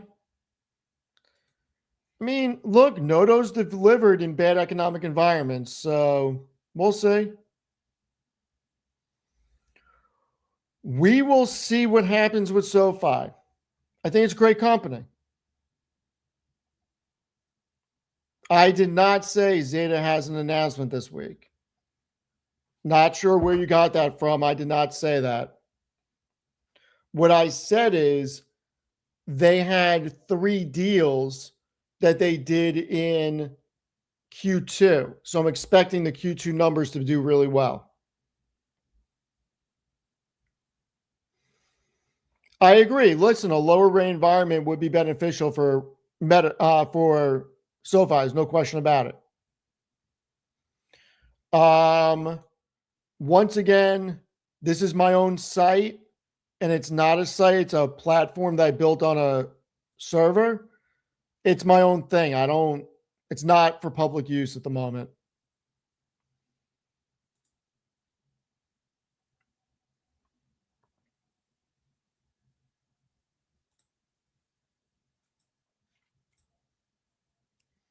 When I look at the Mag 7, and here's the other thing. Look, this is not an expensive market. Take Tesla out of it. I don't think paying 33 times for Apple next year earnings is that expensive. I also don't think paying under 25 times next year's earnings for Alphabet, Amazon, Microsoft, Nvidia, and Meta is expensive. I don't. I really don't. I don't know why everybody not everybody, but I don't know why there's this sentiment that, oh my God, the market went up, it's got to come down. Yeah, we're going to get sell-offs. Yes, we're going to get retracements. Yes, we are going to see bloody days. But every investment is the future value of all future cash flow, or present value of all future cash flow. You're paying a good number for the greatest companies right now. I think Micron's going to do well. I really do. I really believe Micron will do well. I think that the forward estimates on Micron are wrong.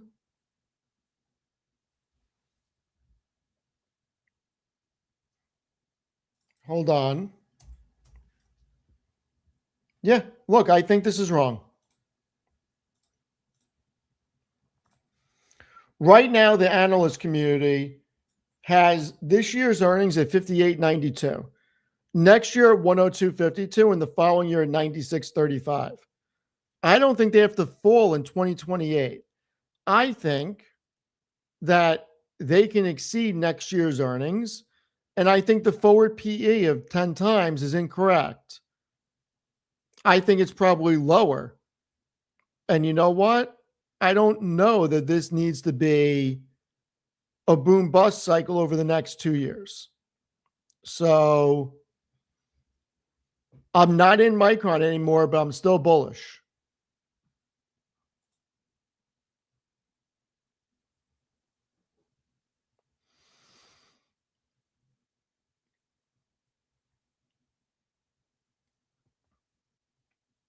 Oh man, I don't know. I can tell you that I own like 1,000 times more NVIDIA, probably, than CoreWeave.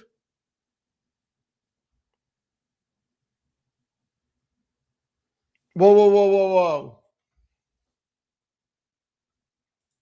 Is this true? Hold on.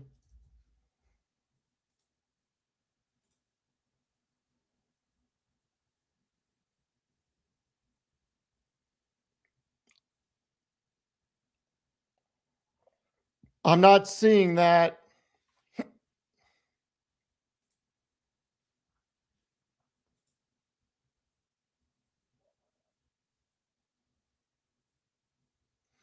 Yeah, I must have missed that news.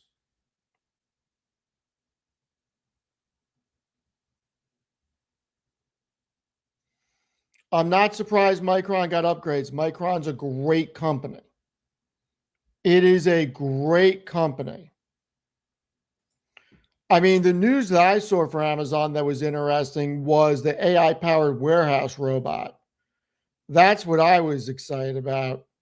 The next generation Protus robot delivering the future event in the UK is going to be scheduled for the first half of 2027.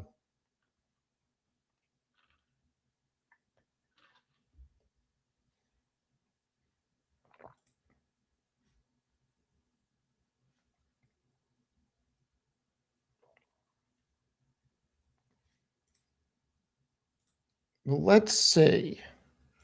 Where is Amazon right now? Amazon is at 246.02.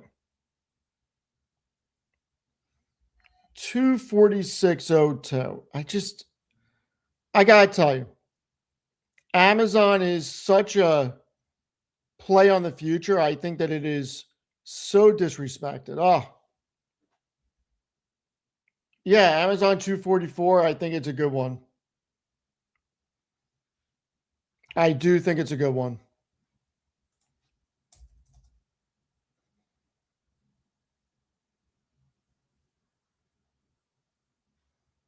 All right.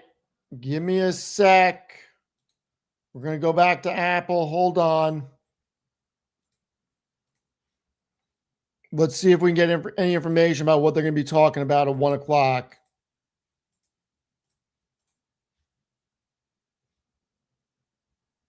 All at the top of the market today. Meantime, Apple's higher as well as it gets ready to host its annual Worldwide Developers Conference in just a few hours. Mackenzie Sagalis joins us from Cupertino with what to expect. Morning, Mackenzie. Hey, good morning, Sarah. So this is Apple's third big swing at getting AI right at WWDC. And for Apple's heir apparent, John Ternus, he'll be inheriting. I mean, I think it's a problem that this is their third time they're trying to get this right. Third time, Timmy Apple, third time. Whatever AI roadmap Tim Cook leaves behind today. Now, 2 years ago, Apple promised a much smarter Siri, and last year it missed its own deadline. But today is about whether Apple can finally make the iPhone feel like the natural place consumers use AI and give developers a reason to build for it. Now, Apple is expected to show a rebuilt Siri powered in part by Google's Gemini with features that it first promised back in 2024. So we're talking personal context, on-screen awareness, and multi-command support so that Siri can understand your data, know what's on your screen, and handle a chain of tasks across apps. Now, that's the difference between a better chatbot and a real agent. A better Siri can answer questions. An agentic Siri can pull an address from an email, send the text, book the ride, make the reservation, or edit the photo. But none of that works unless developers build their apps to let Siri in. And that developer fight is getting much more competitive. They can build with OpenAI, Microsoft, Google, Anthropic, or build directly into Apple's ecosystem. So Apple has to sell developers today on the thing that only it can offer, which is really the iPhone itself, plus the operating system, its privacy pitch, and direct consumer relationship. Now, that's why this is such an important WWDC for incoming CEO John Ternus. Devs know him as the hardware guy behind Macs, iPhones, and Apple Silicon. Wall Street has now heard from him too after Apple put him on its most recent earnings call. But this is a different kind of introduction. Developers are the audience that Apple needs to win over if this AI strategy is really going to work. Guys? Mac, a big question, of course, is what category of product they look to upend over time. A lot of discussion about whether they think they can be to glasses what they were once to the watch. And that's just so fascinating because there are all these reports about this lineup of new hardware that took form under John Ternus that hasn't been able to come out to the public because it was waiting for the AI strategy to catch up. And so that's what we want to see today. And investors are giving Apple a lot of benefit of the doubt, up 2% today, 16% this year. Last year, they went into WWDC down 20%, but people expect to see some form of what was promised back in 2024, this idea of an agentic Siri, but also potentially going model agnostic, where you can plug in your favorite chatbot. And once they have that in place, the next few months will be beta testing with developers, getting them to build toward this agentic experience, which then opens up the product roadmap. To your point, Carl, glasses, something that Google talked about a couple weeks ago at I/O, and Meta's really been the first mover on and quite successful in that endeavor. What you've noted that there have been a number of recent price target increases and upgrades on the stock. It's come off a pretty strong run. What are the Wall Street expectations at this point around, I think, the AI story in particular, which is still a question mark? Well, the expectation is that we actually will see the stock fall coming out of this event, because it's at this point, people are expecting what should have already been delivered. And you've got the stock trading at 32 times forward earnings on 10% growth. So it's hard to give a further catalyst to the upside. That being said, Tim Cook certainly has the confidence of Wall Street going into this. So a lot of, the stock run up has really been, has dovetailed with the announcement of that partnership with Google. There's a lot of upside here potentially for Alphabet as well. I'd be curious to hear how much Gemini is featured on stage when they talk about this Siri reboot, because remember, Apple's not spending on CapEx the way that other hyperscalers are. They stayed completely out of that race. They folded their LLM project relatively early in the spirit of working with other model makers, and that seems to have been a prescient bet. Well, we're going to find out if that was the right way to go or not. And maybe Apple's the smartest guys in the room. Maybe they are. Maybe they are. So let's see. We only got 66 votes. We got over 1,100 people here. Do you think the CEO change for Apple will be good? Right now, 80% yes. I'm in that yes camp. I am in that yes camp. Well, let's see what everybody thinks. Apple is one of those companies. It's hard not to own it for me. It is one of the best companies in the market. They have given back more than $1 trillion in capital through buybacks and dividends since 2012. It is an incredible company. I think their capital allocation plan is amazing. The problem I have with Apple is I think they're very far behind on AI.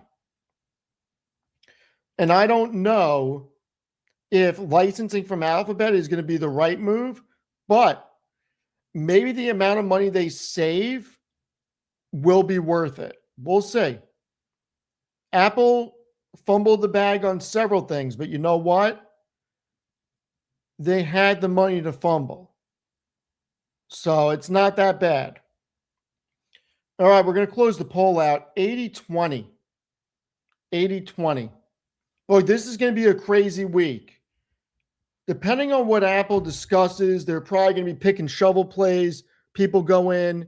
There's probably going to be ramifications for Alphabet and NVIDIA, Intel, AMD, Microsoft.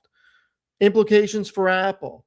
There will also likely be a situation where this bleeds into the market. I don't even know how to answer that question. Apple Car, EV, Ferrari, they should both be burned to the ground.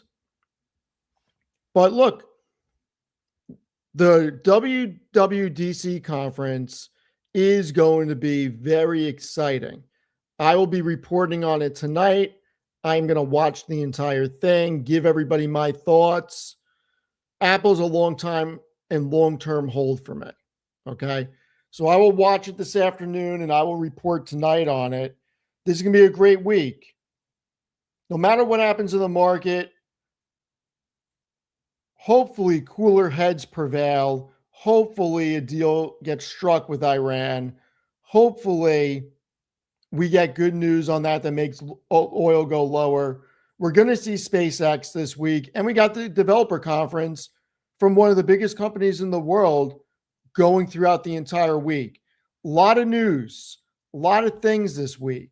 So a lot to keep up on. We're going to need to really see what happens. There's a lot of inefficiencies in the market. There are definitely places to invest. And with the market at all-time highs, we are seeing AI token surges. We are seeing AI become legit line items for expenses. Companies are making money. This is the biggest transformation we've ever seen. And I think it's the biggest transformation we're going to see. Now, just because the market is up does not mean it needs to be a screaming sell-off.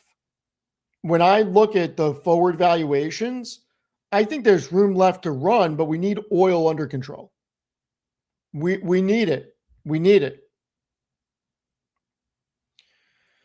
I will look at Tempest. Their healthcare is ripe for AI. I mean, it's absolutely ripe for AI. Absolutely. There's no question about it. I think that when you think about medicine, you think about the hospital systems, there's got to be better ways to do a lot of things. And AI could be a very interesting thing.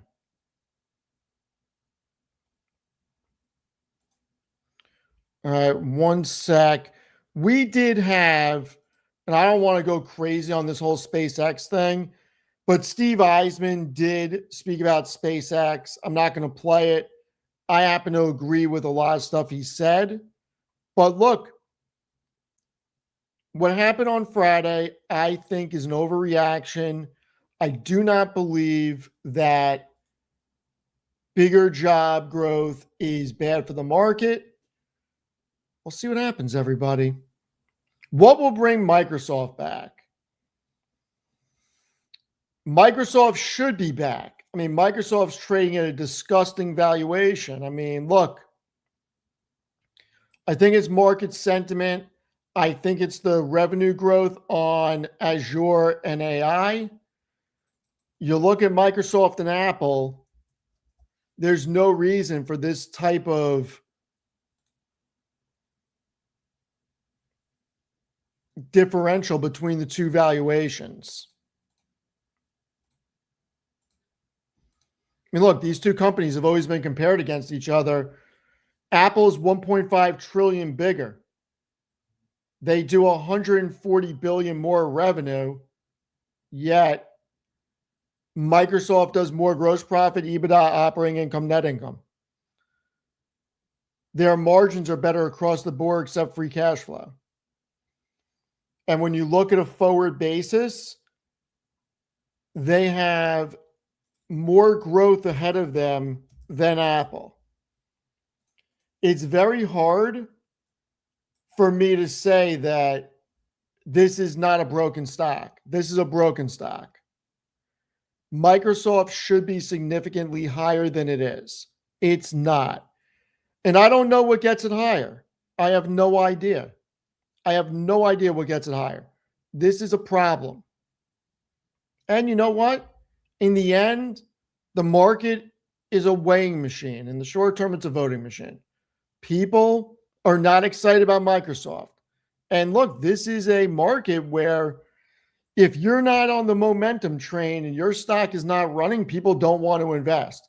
People look at Microsoft as an old school company, an old world company, and they're looking at it as it's not exciting. But when I see Microsoft, I see a company that is imperative to the AI revolution. Nobody can really challenge them. They have one of the greatest cloud businesses ever created. They have the greatest operating system. Microsoft Office is doing great. LinkedIn is doing great. Azure and AI revenue is doing great. People are looking at it as SaaS that can get disrupted. People are not looking at it for the numbers. If they were looking at it for the numbers, I think that it would be a much different story. But that's not how investing goes these days. Investing is not going by, let me actually do the work and find value and pay the lowest valuation for the most amount of profitability and profitability growth. It is nowhere near what is the return on invested capital compared to the weighted average cost of capital. A lot of investors don't even know what those terms mean. And that's dangerous, in my opinion. And I think that the market's becoming more of a casino than anything. And that scares the shit out of me. But you know what? That's what makes a market. Everybody deserves a chance to make money. And a lot of people are able to make money speculating. There's also a lot of people that blow up their accounts speculating. So we'll see. Oh, that's funny. Microsoft's udders are bone dry. Office is a thing of the past. Yeah, I don't know about that. I mean, I can tell you that I know what our Microsoft bill was when I did the contract. I know how long the enterprise agreements are. Office is not a thing of the past. I'll tell you that right now. And look, when I say things like most investors, when I make generalizations, I'm not talking about the people in the chat. Everybody in the chat is here watching a guy talk about stocks. You guys care about stocks. You guys get it.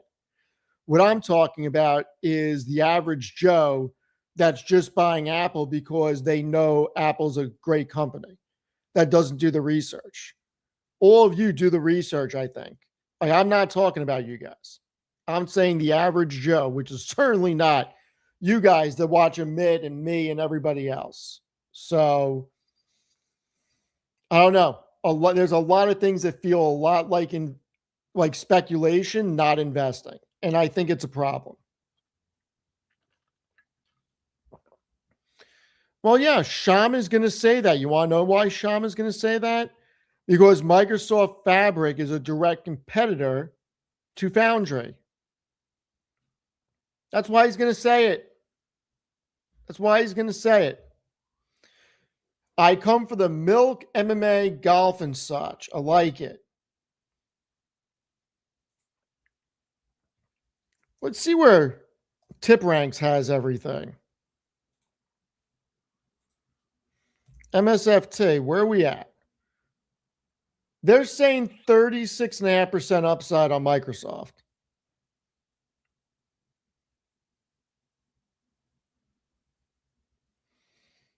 Boom. I don't even want to know what your OneDrive looks like, sir.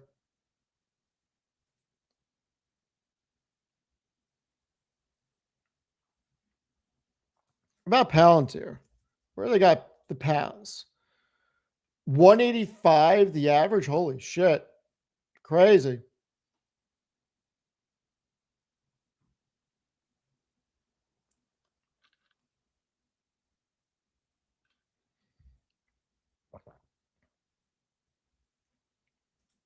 I don't get it either. Office is the main way for companies to do business. A lot of people live in their little bubbles. These are the same people that are saying that Salesforce, ServiceNow, and Workday are getting vibe coded away. What's Workday? This is something I want to start a position in. I do not own it. I want to start a position.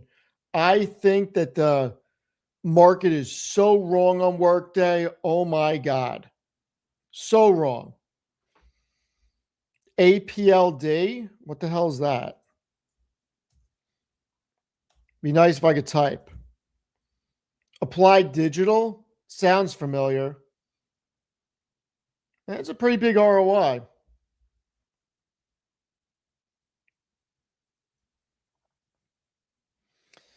I mean, you can say Workday's junk. People are not getting rid of Workday for vibe-coded products. There's things about Workday I don't like, but as a platform, it's pretty awesome.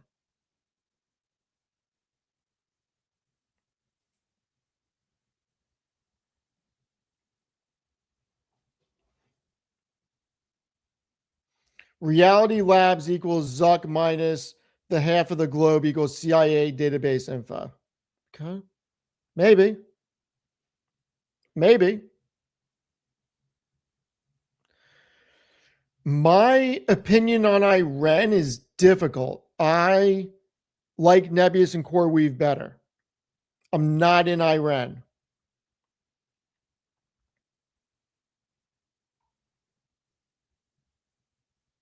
Yeah, here's the big thing. It doesn't matter if it's SAP, Workday, Oracle. The cost to leave from monetary dollars and time, the average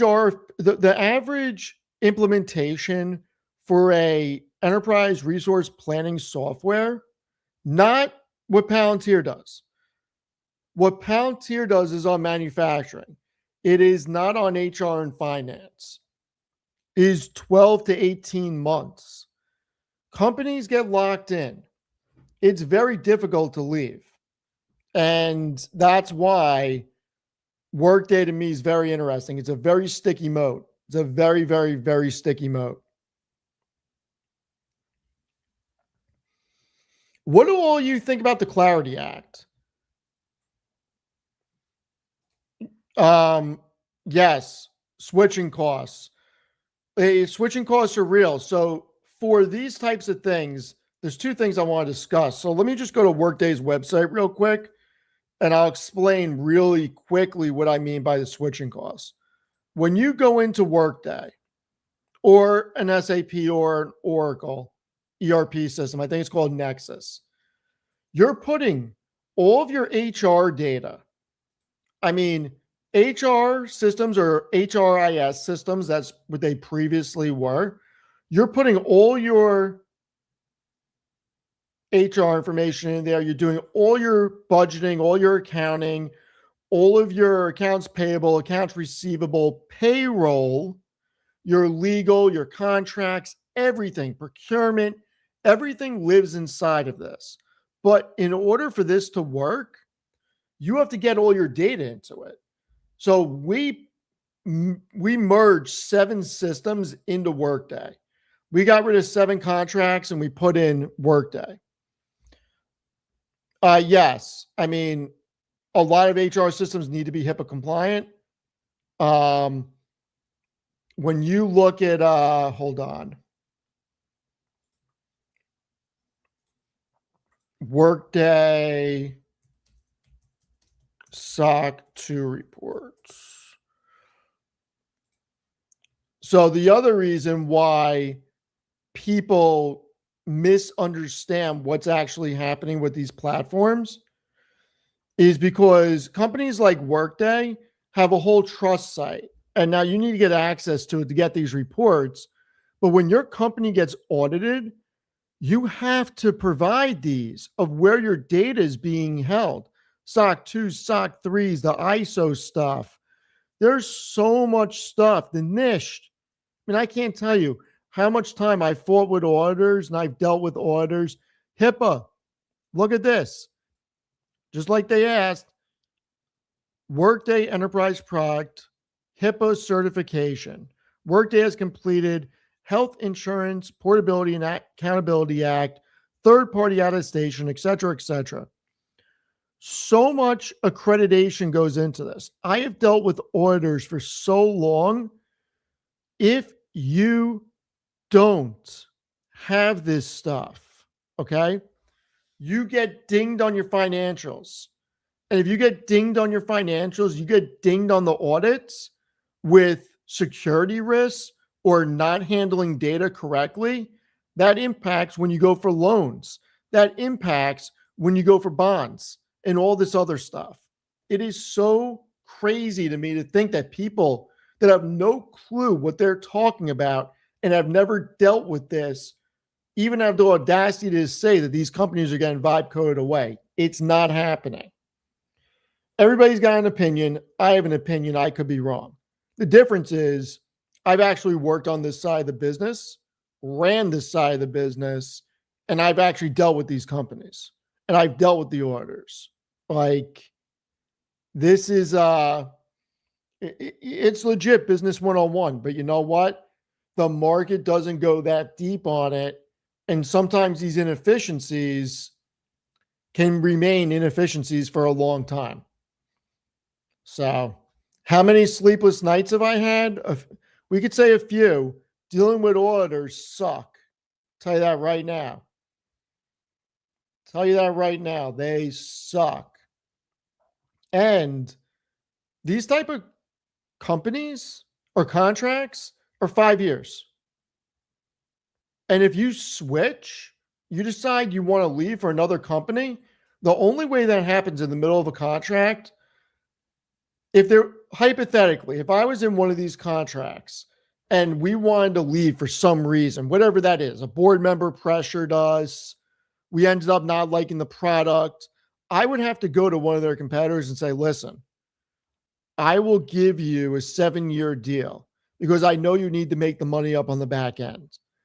But I need you to offset my costs with leaving. I have 13 months or 15 months left or whatever it is. I mean, at this point, you would just wait it out because it wouldn't be worth it. You would need at least 36 months left on a contract because the implementation is going to be 12 to 18 months. And you're going to need them to write you a check to offset the cost because you're still going to have to pay for the platform. Like, it's very hard to get away from this stuff. Like, it's next to impossible because this is not just rip and replace. These implementations are incredible. And think about this. If you mess something up with payroll, good luck. The amount of class action lawsuits there are out there for wage and hour, just do some light research on wage and hour lawsuits. If you mess something up with payroll and you do not pay the right levels for the hourly or don't do the correct deductions, those become class actions real quickly.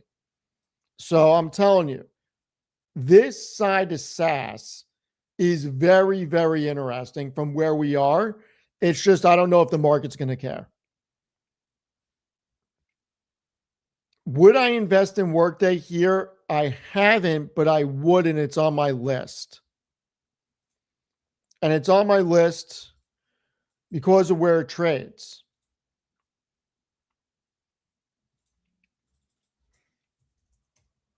Workday, CRM, Now, SAP. And we'll throw a Palantir in there. Adobe.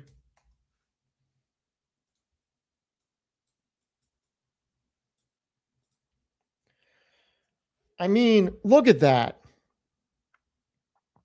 I don't even think Palantir trade is that expensive anymore, to be honest with you. But look at where Workday trades. Workday's got 37% forward EPS growth over the next 2 years, and you're paying 10 times earnings on 2028. You're paying less than 15 times earnings this year. That's crazy. Crazy. Absolutely crazy. I like it. I mean,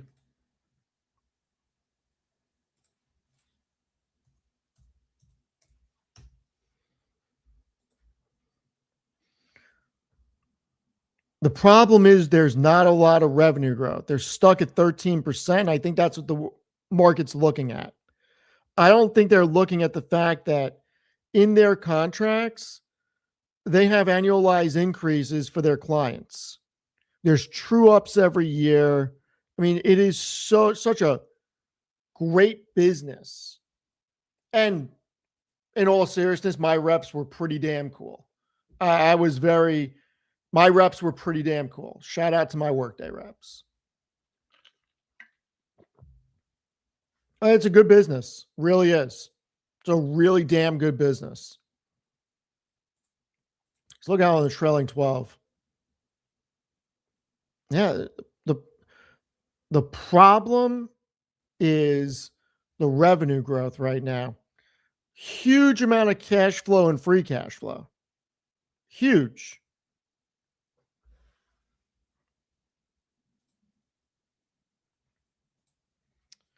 Be my dad for a sec here. I can't be your dad. What would you recommend someone that has limited cash flow, lack of knowledge of financial instruments, but wants to invest and has started late? I mean, listen, I can't tell you what to invest in. That's not what I do. Here's what I would say. Take a week and do as much research as you can. There's some really good investing videos out there. I would go the side of business videos. Look, Patrick Bet-David can be controversial. He's got great videos for business, okay? Watch some of PBD's stuff. There's a lot of really good stuff. Maybe I should make a list and put a website out about my favorite books and business videos. But my advice to you and anybody else in this situation would be make a goal. Like, first, what's your goal? Do you want to have X amount of money in retirement? Or are you trying to make $1 million in a year? Like, I think trying to make $1 million in a year is very low probability, and I think we need to be realistic. But if you're saying, hey, I started late and I want to make sure that my retirement is secure, to me, it's very simple. It's a numbers game. We go to macro trends. Why is macro trend? There we go. We go to macro trends. We look at the S&P.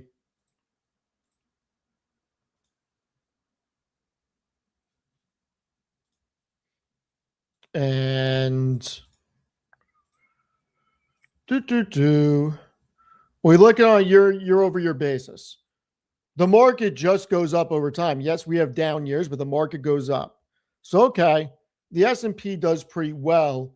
We can probably say the average over the past 5 decades is probably going to be repeated.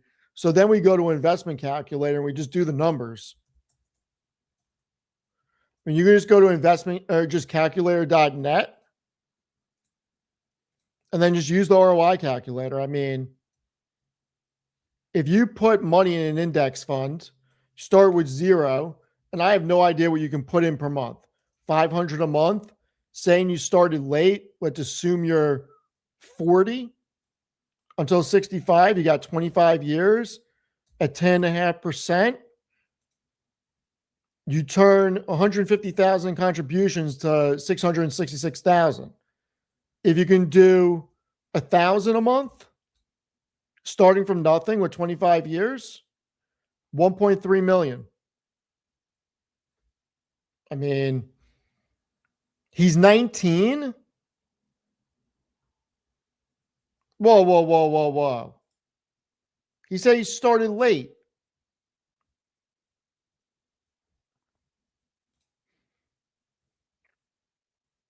Ruben, how old are you? People are saying you're 19. Are you really 19? Because if you're 19, you did not start late, sir. You did not start late at all.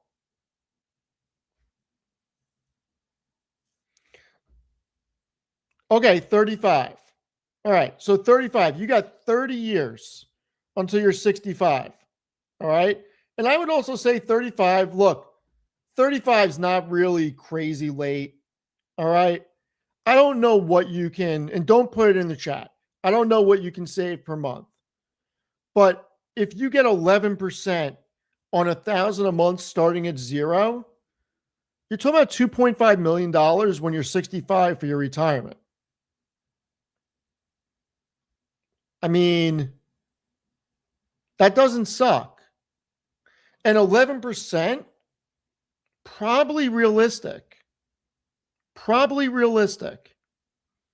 You know, we talk a lot about individual stocks. I really try to talk about index funds a lot because it's set it and forget it, and you're always buying. And it is the easiest thing to do. You don't have to spend a lot of time on it, and you don't have to stress yourself out. I mean, look, if you're in it, if you're able to do $2,000 a month, which is $24,000 a year, talking about $5 million. And then on the other side, check this out.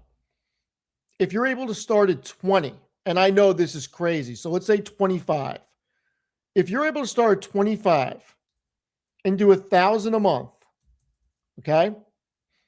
When you're 40, you have $433,000, $433,287.40. If you don't put another dollar in, okay, over the next 25 years, you have $5.8 million. Not putting another dollar in. The sooner that you start investing, the better. This is great. Treat the S&P 500 like a loan payment. I love that. I love that. So, listen, I'm very big on the S&P. I'm very big on people investing when they're young. And I'm very big on people allowing this capital to run. I mean, you know, it can do really well. And I'm not going to talk about Roth or IRAs. I'm not an accountant. I think everybody should speak to a CPA. But we romanticize individual investments a lot. We really romanticize it. I think that we need to romanticize index funds also. The magic of compounding is incredible. You see it on the chart. See it on the chart. And if for some reason, all you young bucks out there, okay, if you're 18 years old, here's the crazy thing. If you're 18 years old and for the next 42 years, you put $100 a month in, okay? By the time you're 60, you'll have close to $1 million at $100 a month. If you can do $250 a month, you have over $2 million. Just invest as early as you can. Period. I mean, look, a lot of people, here's the other thing. A lot of people got pissed when I said this on X, and I'm probably going to double down because I'm an asshole and I don't care. But I truly believe this. And you guys know I don't pull punches. I truly believe this. Cody Sanchez made a comment. I agree with the premise of it. I don't agree with the number. Look, $1 million a year, most people are not making that. If you're making 500 grand a year, you can spend more than $5 grand on a wedding. But I agree with this premise. There's no reason why people should be spending a lot of money on weddings. What I said was, this is not a hot take. It's common sense. A large wedding is a party for a lot of people you invite out of obligation while being a waste of time and energy, et cetera, et cetera, et cetera. So let's extrapolate that. If you're not really saving or investing, but you're going to Starbucks every day, and I'm not talking about buying food in the middle of the day. Look, whether you go to the grocery store or buy lunch for $9, it is what it is. I'm talking about going to Starbucks, buying stuff you really don't need. If you're not investing or not saving, I challenge you to look at your credit card bill and look at your purchases for the past 3 months. Just look at what you spend money on. Figure out a way to take a couple $100 a month and throw it in. I mean, I really think it's important. The bigger the wedding, the more expensive the divorce. I love that.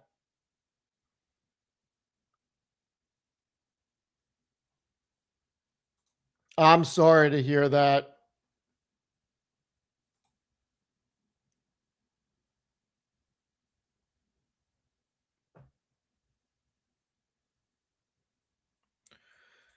Yeah, I mean, if you tally up your Uber orders over a year, it adds up a lot. And look, I don't think people can feel bad. This type of information was very closely guarded for a long time. Very long time. Look, in the 90s and the early 2000s, we didn't have any of this. You actually had to read something called books, and nobody talked about this stuff. And look, the internet changed a lot of things. Like, let's just be thankful that all of this is ungated now.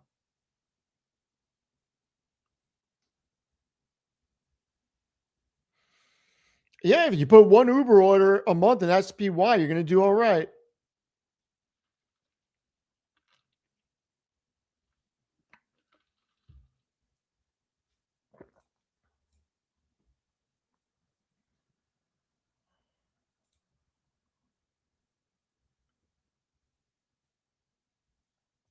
All right, Apple is still up over 7 right now, everybody.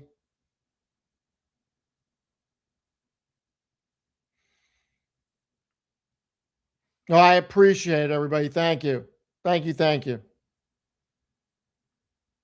All right, I love this. Look, I made the decision to live at home for a year so I could invest pretty much as possible while including a budget for fun times. Doing this so I'm young, I can see a compound. Listen, it is not exciting living at home. I get it. If your parents will let you live there for free, I mean, take advantage of it. Take advantage of it. Take advantage of it. It may not be exciting. You may not have the freedom that you would have living on your own, but you know what? Living on your own, those expenses add up so much. And when I see people what they're paying for rent, like how can you afford to invest? It's crazy. I see people in New York paying $3 and $4 and $5 a month on rent. I'm like, what are you doing? How do you do that? It's crazy. It's absolutely crazy.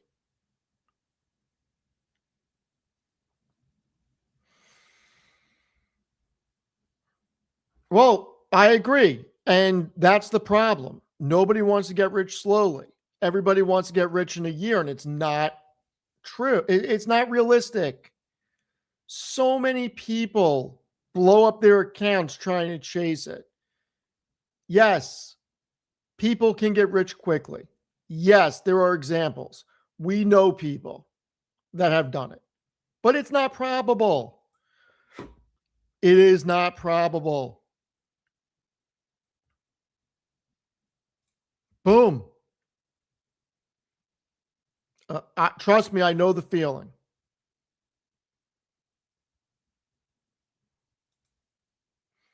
Love that. It will. It will have a huge impact on you financially. Huge. Huge, huge. Rent next door, same house, is double my mortgage. I hear it. Look, I had something I told Amit privately a while ago, stay home for as long as you can. I mean, listen, if you're in a position where you can do that, take advantage of it. Take advantage of it.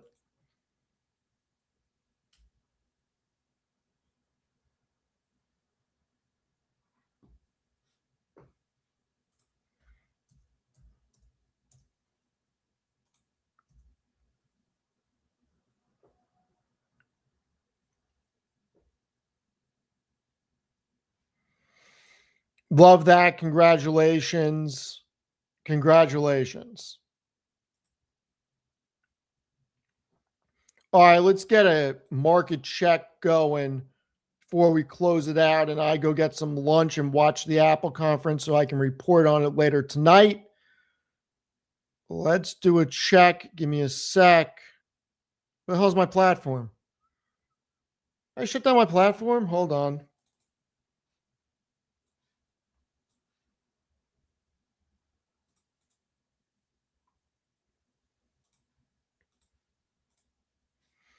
All right. Give it a sec to load up. Tech is still doing well. Marvell trying to get back to 300. Micron 948. IREN 5829. DSMH is just under 600. Tesla's moving 409. AMD 488. SanDisk 1621. Rocket Lab 113. Cisco 125. SoFi 1648. Hoodio Hood 8425. ARM 350. Apple 313. It was up 7.5 before. Broadcom 393. CoreWeave 102. NVIDIA is still being disrespected at 208. I don't hate where the market is, everybody. Let's see the biggest losers. Reddit 169.97. Salesforce 182. Nebius 223. Zeta under 22. Microsoft under 410. IBM under 300. There you have it, everyone. There you have it. Thank you for hanging out on your lunch hour with me. I will be back tonight about 6:30 to discuss Apple's WWDC. Thank you very much, everybody. I really appreciate it. You guys are the best. You guys are why I do this. Thank you so much. I'll see everybody later tonight. Enjoy the rest of the day, and I will see everyone later.